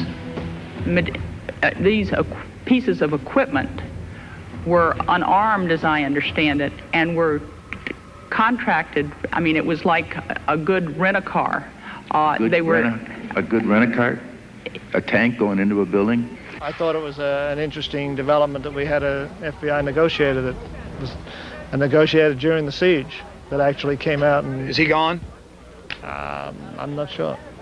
But it's the first time we've had a government agent, or ex-government agent that was involved with the situation. Did he apologize? He did to me. I don't know that he did publicly in so many words. What's his name? Ferris Rookstool. Oh, he's one of the guys on the phone, wasn't he? FBI negotiator. Where is Ferris? I don't see Ferris. I'd love to ask him about that. We have live hand grenade building that we recovered as well. Of course, right out here in front was where the... That didn't come out in the trial. You're some kind of provocateur. In fact, you're one of those FBI agents, aren't you? Hey, we're in the middle of one of our interviews right now. I don't personally. I don't give a damn. Well, I don't give a damn about you either. Oh, yeah, you're not going to do anything to me. These people are murderers. These people are murderers. I'm sick and tired of hearing your lies when you machine gunned a bunch of men, women, and children. You got a big problem, buddy. You sit over here. I'm not afraid of you guys. I'm a law-abiding citizen, and I'm sick of it. You sit over here and you talk about how the children huddled in the corner and how the ammunition that they had is what killed them, all the rest of your garbage. You ought to be ashamed of yourself. You don't stand up for the Constitution. You stand for zip, not a zero. You have no calm aplomb. It's false, my friend. And let me tell you, a lot of people are writing down your names. You can follow people around. You can harass people. You can back up your bankster buddies. But a revolution of peaceful information's coming, and when it comes time, you people are going to be brought to punishment. You understand? Just like Nuremberg. Just taking orders doesn't cut it, my friend. You understand me? I think I've assessed you. Yeah, oh, you've assessed me. Listen, you can sit there and say some kind of little joke. All your textbook garbage, my friend. I got people like General Parton, ex-head of Air Force Weapons Development. We know the federal government destroyed Oklahoma. It's proven. We know what you guys are engaged in, just like Hitler burnt the Reichstag. We know you brought Nazis over here through the rat line to set up our CIA after the OSS. So you can't sit here. You can assess me all day. I want you to assess me. I've assessed you, a smiley-faced slime ball that sits here and soft pedals and tries to placate the media. Waco Rules of Engagement shows your agents machine gunning men, women, and children as they tried to exit. One of the inventors of flare technology worth hundreds of millions of dollars is on that documentary. He is of the establishment. Didn't you hear what I said? Didn't you hear what I said? If I had heard No. you, I would have to ask the question. Well, yeah, but we don't need this type of placating, somebody coming in saying, oh, I'm so sorry that we did this. We don't need that. We need indictments. Then you need to go and you need to call for indictments of Janet Reno. Okay. Are you calling for an indictment of Janet Reno? No. Herman Goering and drag.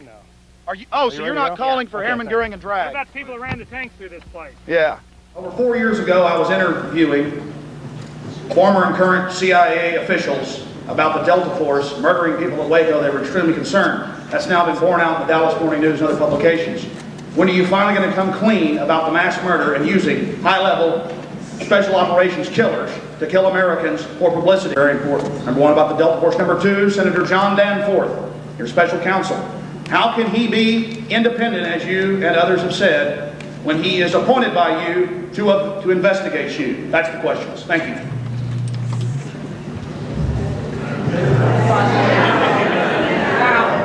The crowd giggled and laughed, and Reno refused to answer the question. Makes you proud to be an American. Well, here you have it right here.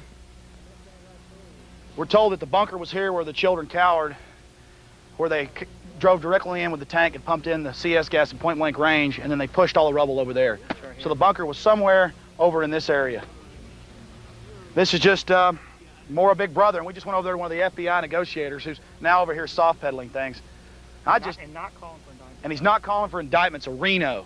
Herman Goering and drag. Do you know all these slaves are going to get what they asked for? The IRS bending people over all day and all night. It's a real pleasure to stand up to Big Brother and all his slimy cronies. Let's get out of here. Pretty sick. I mean, you know this better than I, to come attack children. Oh, yeah. This didn't need to happen. It shouldn't have happened. But apparently they had an agenda. Do you think that there will be more state-sponsored terrorisms like Waco? I don't think it's over. My Bible tells me that this beast makes war on God's people and overcomes them and kills them up to a certain point. And I don't think you've seen the last of it. So this is just the beginning? It seems that way. That's what my Bible tells me. Their mission is to build a church on the grounds of Mark Carmel. Lisa Hanna has the story. There'll be 2 blue. After just a week of planning, dozens of volunteers from across the state gathered at Mount Carmel to build a church. It's a project that was started by Austin radio talk show host Alex Jones. We're going to build this church back. I've talked to surviving Branch Davidians, and they concur with my idea to have it a church and at the same time a memorial and a museum for what happened right here on this very ground in 1993. It's called the Phoenix Project, a church that will rise from the ashes of the Branch Davidian compound. I think it's important that we have a place to worship again after our church was destroyed. Volunteers are doing all the work. Volunteers such as Austin contractor Mike Hanson. We just think it's the right thing to do. Yes, absolutely. Well, Clive Doyle's paid the back taxes. Clive Doyle, as you see, lives here on the property in his mobile home. And regardless of what ends up happening with the land, and I've talked to attorneys and others, and it's even been in the Waco Tribune, that basically once a church is built here, it'll just be up to the trustees of the church who basically owns the property. So it's even more of an, let's say, affirming whose property this is. And it's this property belongs to the surviving Branch Davidians, and Clive Doyle's paid the back taxes. But regardless, we're building a memorial to what happened here, and I don't think anybody would ever want to tear it down. Hey, thank you, sir. Appreciate it. Could you address any legal ramifications or legal advantages that you would have building a church here rather than, say, any other kind of... Well, I've talked to attorneys, and I've actually read some of the reports, some of the published reports. Clive Doyle's already positioned. He has a renowned attorney, former Attorney General Ramsey Clark. He's paid the taxes. And regardless of who gets this property, this place will always be basically a battlefield museum almost. People are going to be coming out here probably forever wanting to understand what happened here. And so basically that's why we're here. We want to put a mark on history saying the people of Central Texas and America said, no, this is wrong what happened here, and we're not going to believe the propaganda. We're not going to believe the lies, and hopefully by leading by example, the media and others that are finally starting to wake up to what happened will also join us in trying to heal some of the wounds. Thank you.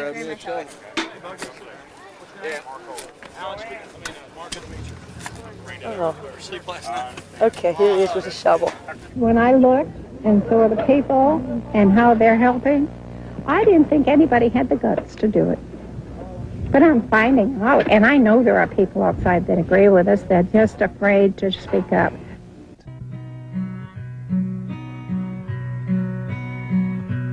Just in case you don't remember, let me jog your memory. In a church they called the Waco compound, back in April '93, 17 little children, all so helpless and so small, died a senseless death of gas and flames. How many names can you recall? 17 little children. Don't it make you wonder why? 17 little children, how could they deserve to die? Maybe we should stop and ask ourselves, have we become so blind? Will 17 little children finally open up your mind? How did you sleep last night, Bill Clinton? Tell me, did you feel their pain? As 17 little children cried out and perished in the flames. Attorney General Janet Reno, I accept your offer to resign. How can you stand for law and order now, when you won't answer to your crimes? 17 little children, all so helpless and so small. 17 little children, how many names can you recall? Maybe we should stop and ask ourselves, have we become so blind? Will 17 little children finally open up your mind? I've heard it said the Branch Davidians only got what they deserved, yet no one seems to know what laws were broken, what was in the warrant they never served. Yesterday I sold my TV set, stopped my subscription to the Times. To me it's plain to see the media was an accomplice to these crimes.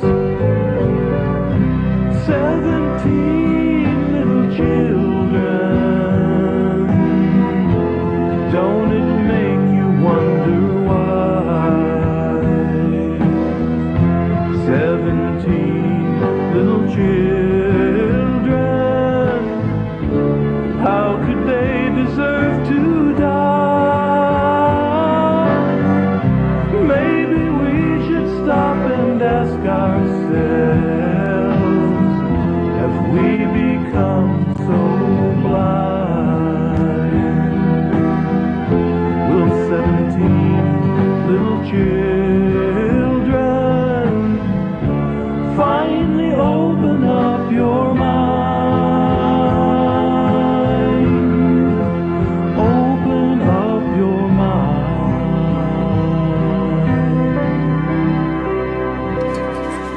I love Miss Catherine. There she is. We're going to rebuild you a nice, beautiful church out here. There she is, Miss Sheila. How you doing? Hi. How you doing? Nice Proud of y'all. Bank on that. Hello, folks. This is Mike Hanson here on Mike Hanson Archives on YouTube and here on my Facebook. And we're here at the 25th anniversary of the memorial service here in Waco, Texas. And we got Clive Doyle here. Can you tell us a little bit about what your thoughts are on the 25th anniversary here? It's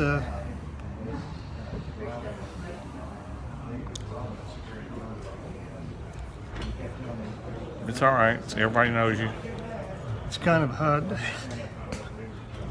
My daughter just died. My daughter just died. That's what I heard. And we didn't put it out on the internet because we were asked not to. This is the first time people out here on my... a lot of them don't.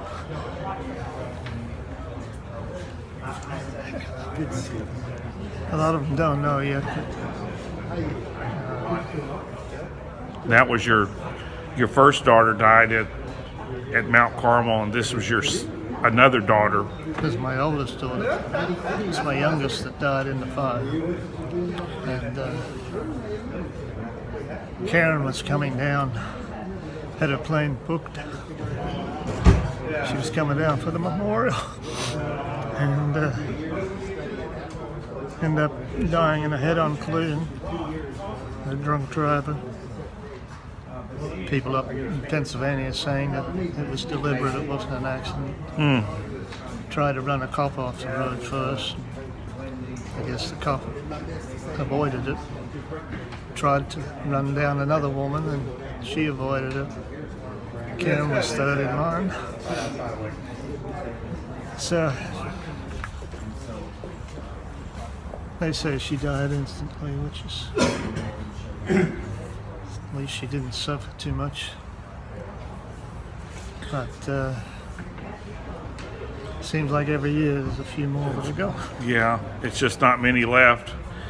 Clive, I'm so sorry for all the stuff that's happened to y'all, and hopefully it will get better. But you, like you always say, it's going to be better. And it'll get worse before it gets better.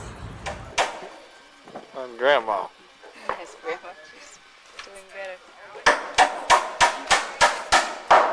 Kids playing just like it used to be, huh, Mel? She remembers when her other children, the children she took care of every day, were babies. Yes, ma'am. She misses them very much. I bet she does. We all do. We all miss them. They've all been somebody who we used to see every day in the hallways and see their mothers taking care of them. And when you see this paper and in the movies and all these different things, they talk about how they died. Yes, ma'am. And they talk about how they had bottles clutching, all melted to them. It's a horrible thought. Yes, ma'am. It's something that you can't dwell on much at all. No, ma'am. Put yourself at a stop sign and say, okay, I've gone as far as I can go. I can't think too much more about this. There's old Stewart. Find something else to do. Yeah, I don't think you had it finished. No, I guess that was what it was.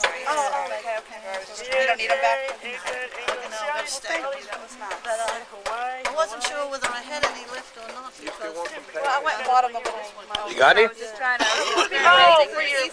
No, are you cooking them yet? I took some paint.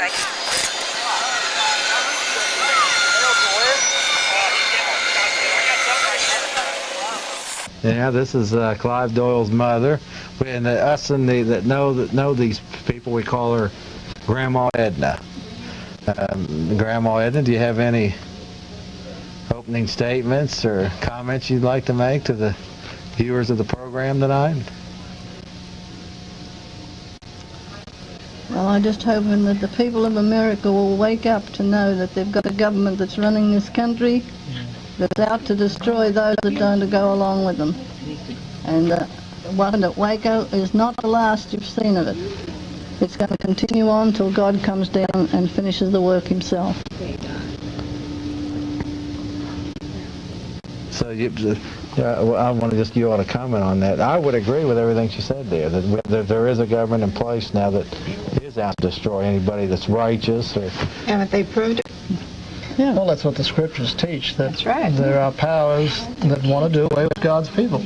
They want to persecute, make war on them, and unfortunately, the scripture predicts that they will overcome and kill them for a period of time until the judgment sits and God intervenes. And then when the end we win, or the righteous people win. It says that the kingdom will be given to the saints. In fact, I heard you, my first introduction to you, Edna, was on a Day 51 video, and I think you were sitting there with either probably Woody Kendrick or one of these people. Maybe I've got it confused now, but somebody asked one of the Davidians about, do you think Jesus is coming soon?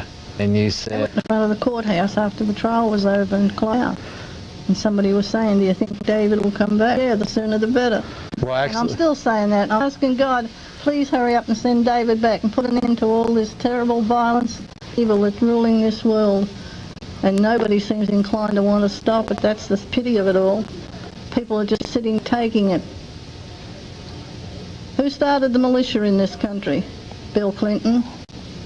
Because he sits in a position where he brought about a position where people are afraid, so they take up arms for self-defense. Why shouldn't they? Who wants somebody bashing in home and kicking things around and just stand to it? No way. Not home anyway. Grandma, do you have any thoughts about this? We hear rumors about this new world order that Bush... Sure, there's a new world order. The devil's going to bring one in, which is coming in, is almost in existence now, and God's got one which is far better, and that's the one I'm waiting for. I don't want anything to do with Satan and the people that let him use them. I agree. Ladies and gentlemen, excellent job. Things are proceeding well. We're going to get this thing done in the next couple of months. Again, I want to thank everybody out here today. For the folks that are standing around here in the front area, you'll have to move in a few minutes because we're going to go ahead and raise the first wall, ladies and gentlemen. All right, yeah!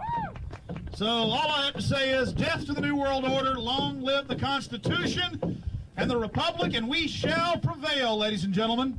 Death to the New World Order. Long live the Constitution. We can, we must, and we will prevail. This is just one small symbol against the tyrannical elements of this government that are pushing themselves to the forefront of the world today, ladies and gentlemen. It's the right thing to do, and this is a big deal as we raise this first wall coming up here in just a few minutes. So again, God bless you, and this is very important what you've done. You're all part of history. It's good to let the shadier elements of this system understand that demonizing a group of people before you murder them using Army Special Operations Forces is not acceptable, at least not here in America. Maybe in Nazi Germany, but not here in America. We're Americans. We stand up against this type of tyranny. And to raise the American flag over the church after they burned it to the ground, that was another abhorrent action as they appropriated our sacred symbols for their own evil aims. Well, we're taking those symbols back, ladies and gentlemen. They're our symbols. They're America's symbols. God bless you all. Thank you. Hi, folks. We're out here in Mount Carmel with David Koresh's brother. Good afternoon, sir. How are you? I'm doing just great. That's good.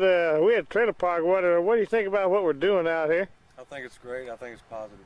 It's a positive step? Yes, it is. Yeah, a lot of us, you know, they try to claim we're Koresh supporters or something, and we try to tell them, we just think what happened out here was wrong, and we're trying to help right it. That's all. What do you think? I agree totally with you. I think it's been a long time coming. It has been a long time coming. We're certainly glad to see you out here. I think this is just the beginning. Yes, sir. Yeah, I do too, I'm afraid. We found out that they had snipers in our dairy barn up at the back of the property from 7:30 in the morning. They were out here 2 hours before the truck, ATF drove in the gate. We also had 3 helicopters involved in the initial raid, and I guess they put us outside and shooting up our water supply and David's room, some of the back. You're saying they opened fire? Now, now, from the different stories, basically, we get the idea that Who fired first, the BATF or the helicopters? Well, it depends where you were in the building. People at the back, that's the first they heard was the helicopters.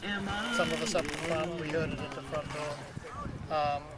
According to what some of the ATF said, of course I don't always trust their testimony, but the ones that got out of the first truck up here, when they testified in court, they said they heard it initially at the front door. They assumed it was their guys taking care of the dogs. So the BATF has claimed on the record that they fired first, but just to take out these dangerous dogs. Well, they didn't say first, but that's where they heard it first, and that's what they said they assumed. Because they assumed that that's what it was. That it was their guys taking out the dogs. Can you tell us about this vicious dog that had to be executed? We had a female Malamute, a husky, kind of a husky, and she was chained to our flagpole, which is about right where that post is. She was chained to a fence that led up to the front door. She had 4 pups that were not quite a year old, about 8 or 9 months old. And then she had another litter in a kennel. And of course she's barking because they're shooting her pups. Oh, they were shooting the puppies? The older pups, yeah. That's loving. They said that they were threatening because they bared their teeth, you know. So of course she's going ballistic, and so they shoot her. So they shoot the mother because she got upset. I thought she was chained though. She was chained to the flagpole, and they were all in a pen. They couldn't get out.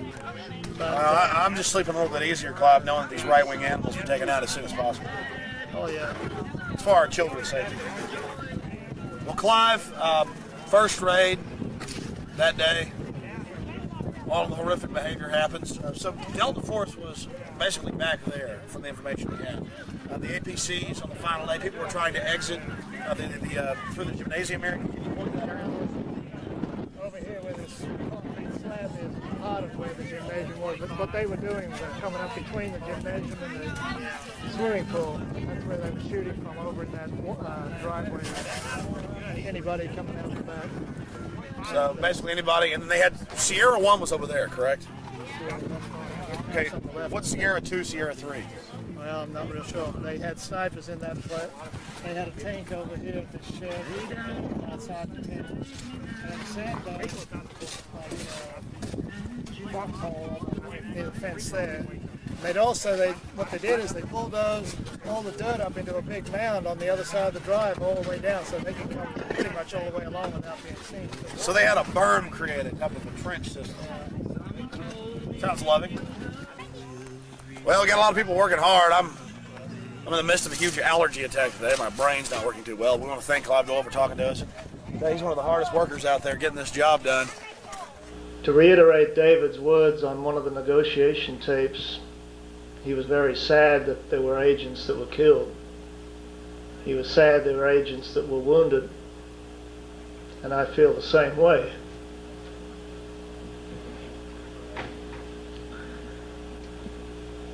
But if we can honestly look at the stories that are told, we have to admit that the government's story is not all the truth there is. It's a one-sided view. They may be, many of them, many agents that were there that have their side of the story that they firmly believe in. And there are survivors who have their side.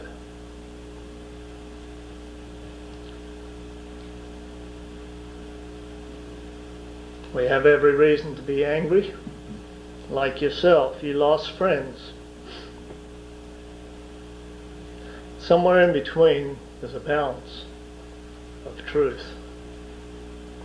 Not just our side and not just your side. Depending on where you were, what you saw, what you heard, what you experienced, is where your prejudices are.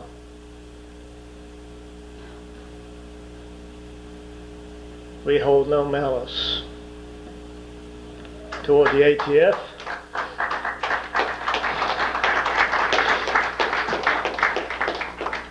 Or the FBI.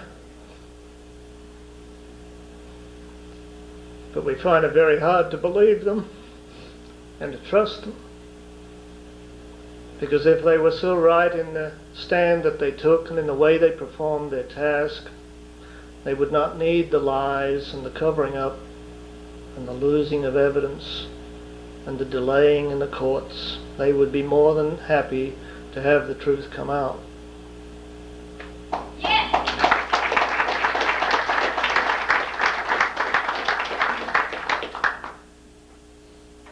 May not be your fault that the door's missing. May not be your fault that there were shots fired from the helicopters. But I think, in all honesty, as a human being, you've been long enough in the Bureau of Alcohol and Tobacco and Firearms to have seen a lot of things that were wrong. Nobody climbs any corporate ladder without sacrificing principles. I don't care whether it's a business or a government agency or a law enforcement or even in a church. We see all kinds of things go on that are wrong, and there are those who turn their back on what is wrong in order to succeed, in order to get their benefits every time and see their kids put through school or whatever their excuses and their reasons are. The ATF is not without fault, the FBI is not without fault, and I am not without fault.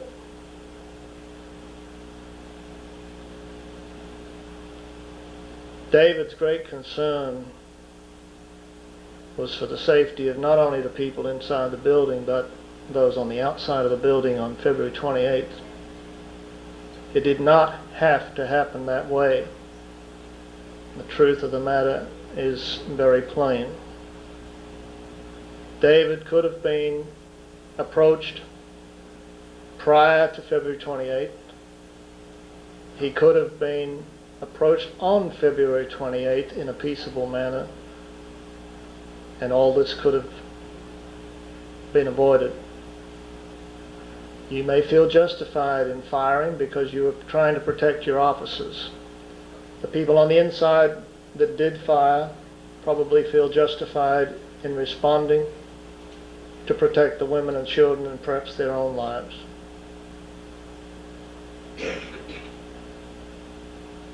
Volatile situation. I'm sure there was fear and panic and all kinds of feelings on both sides on February 28th. If we were a bunch of crazies that just wanted you all dead, you'd have been all dead. There was no ambush, 50 or 60 people standing at all the windows with machine guns and bazookas ready to blow you away, or you would not have any ATF agents walk away after 2.5 hours, even if you still had some ammunition. That was not our intent. It was not our intent that there should be any shooting. And we were made to pay for defending ourselves for 51 days by another agency, which I understand you're going to absolve yourself from, being the FBI, who also justify everything they did, the torture and the lying, because they feel we brought it on ourselves. We refused to come out. Like you said, those reports show wrongdoing in the ATF. They show wrongdoing in the FBI.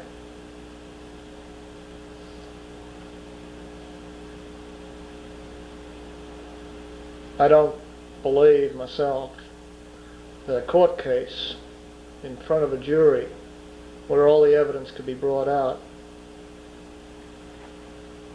would be a terrible thing. We've asked for that, and the government, be it the BATF or the FBI, are stalling for all they're worth because they don't want it to go to trial. As in the case of Lon Horiuchi, who feels he is justified in being protected by his position in the agency for shooting Vicki Weaver. He doesn't feel he should go on trial. should be exempt.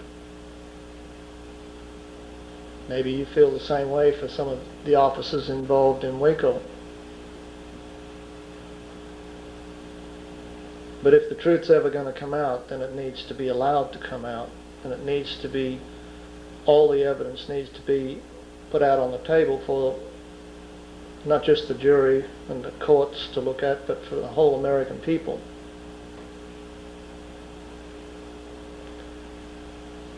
We cannot just tell our side, and you cannot tell just your side and come to the truth, because we're both biased.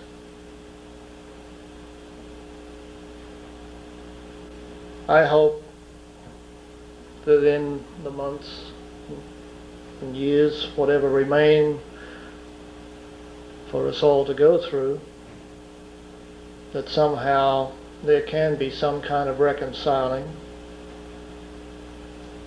some kind of acknowledgement, and above all, I believe what would have pleased David the most would be that those that were party to the raid and to the siege that followed could somehow ultimately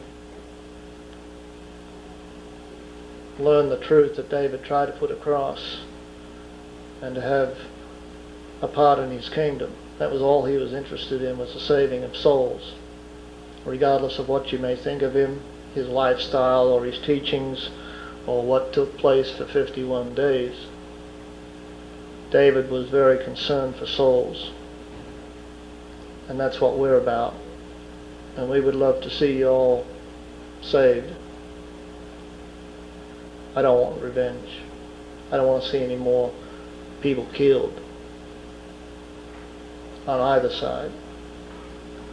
But unless we're willing to be honest with one another and face up to the things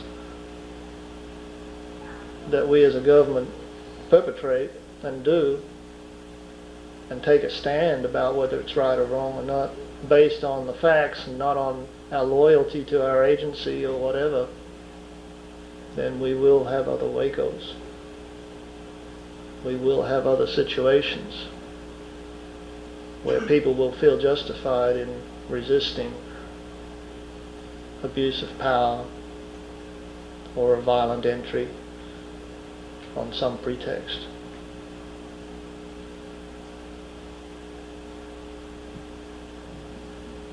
Let me just say in closing that I am sorry this ever happened.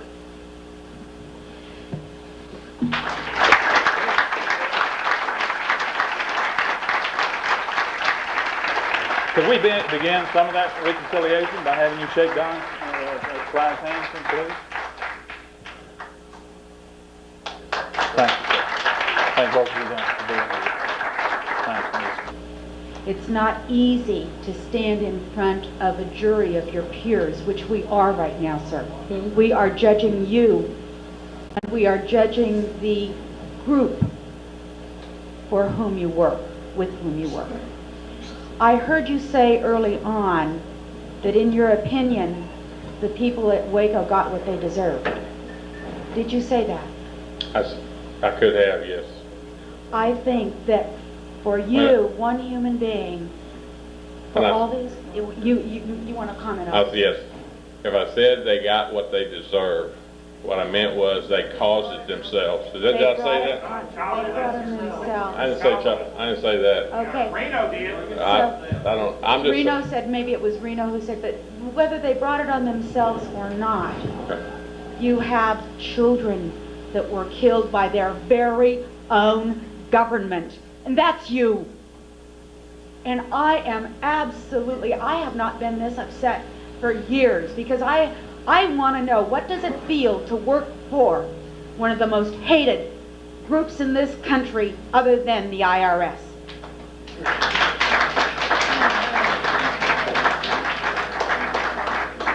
How are you doing?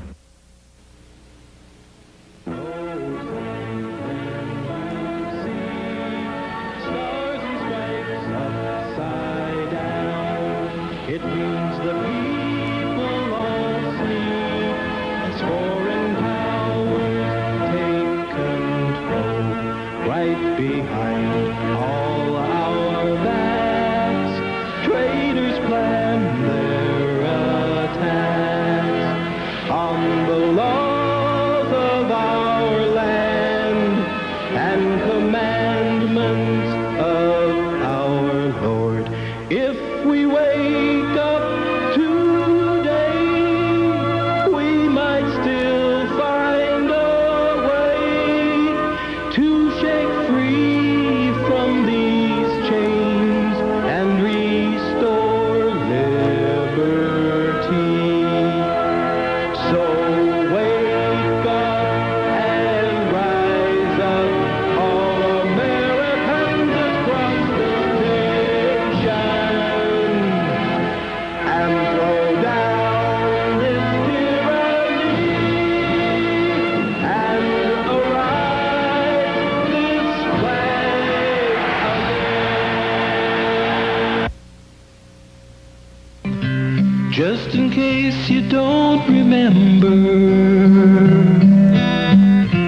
let me jog your memory.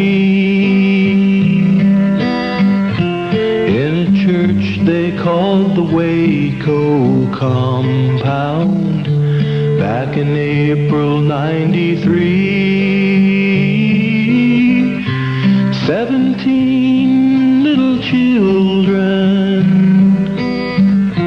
all so helpless and so small, died a senseless death of gas and flames. How many names can you recall? 17 little children.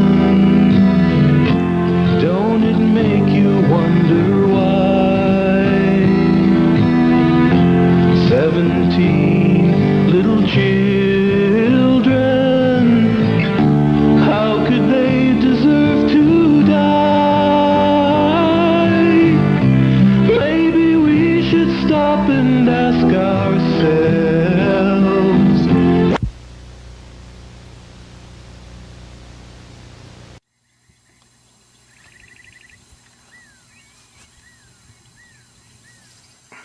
Okay, we're right here at the front door of the new rebuilt church memorial for the surviving Branch Davidians in memory of all those that were murdered here. Next to me right here is another memory. George Pulliam was the engineer and architect that drew all the plans and engineering schemes and everything for here, and passed away of cancer in 2005. A man I knew well, a man of character, class, and integrity, and left a widow and 2 daughters, and then a whole bunch of us volunteers also went to help out his widow, put a roof on her house and paint the house, and here's the church. Try and help her out. George Pulliam passed away February 5th, 2005. Here's the church. Well, let me just ask you some questions, and you can just first fill of in. all, I want to thank everybody. Is that what you want me to Yeah, thank yeah, you, basically, everybody? because you hadn't seen anybody since the. No, I haven't. You know. You want me to give my name and stuff? Yeah, who you are, and the people know who you are, though. Yeah, I know it. I edit real good. Uh-huh. Go ahead. I'm Catherine Madison, and I especially want to thank everyone who contributed to the building out on Mount Carmel. I haven't gotten to send everyone a thank you note. The rate I'm going, I may never. But I do thank you, and I am very appreciative of what you've all done. I know that it never would have even started with all you people that came in and took over and made it work. This is what I live for. Yeah!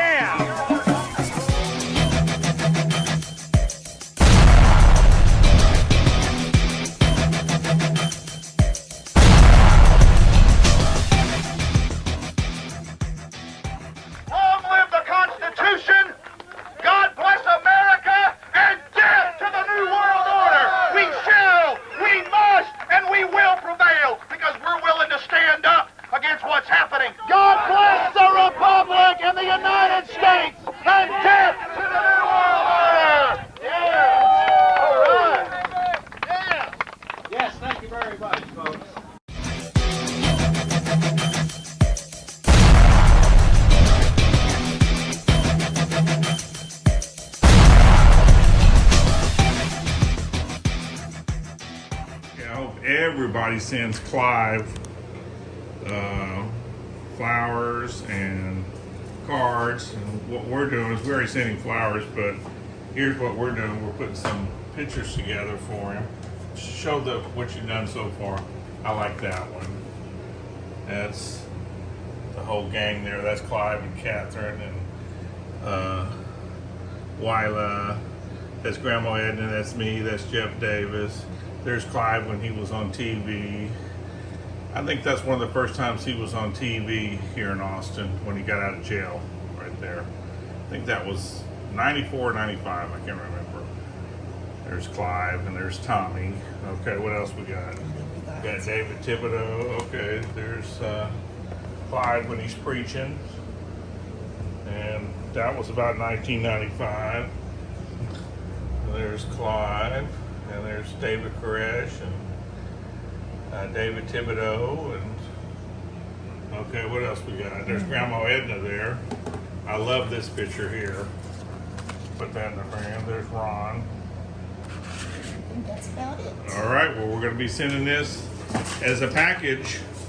Well, don't break it before we get there. I know, right? All right, everybody send Clive something. I know he would appreciate it. We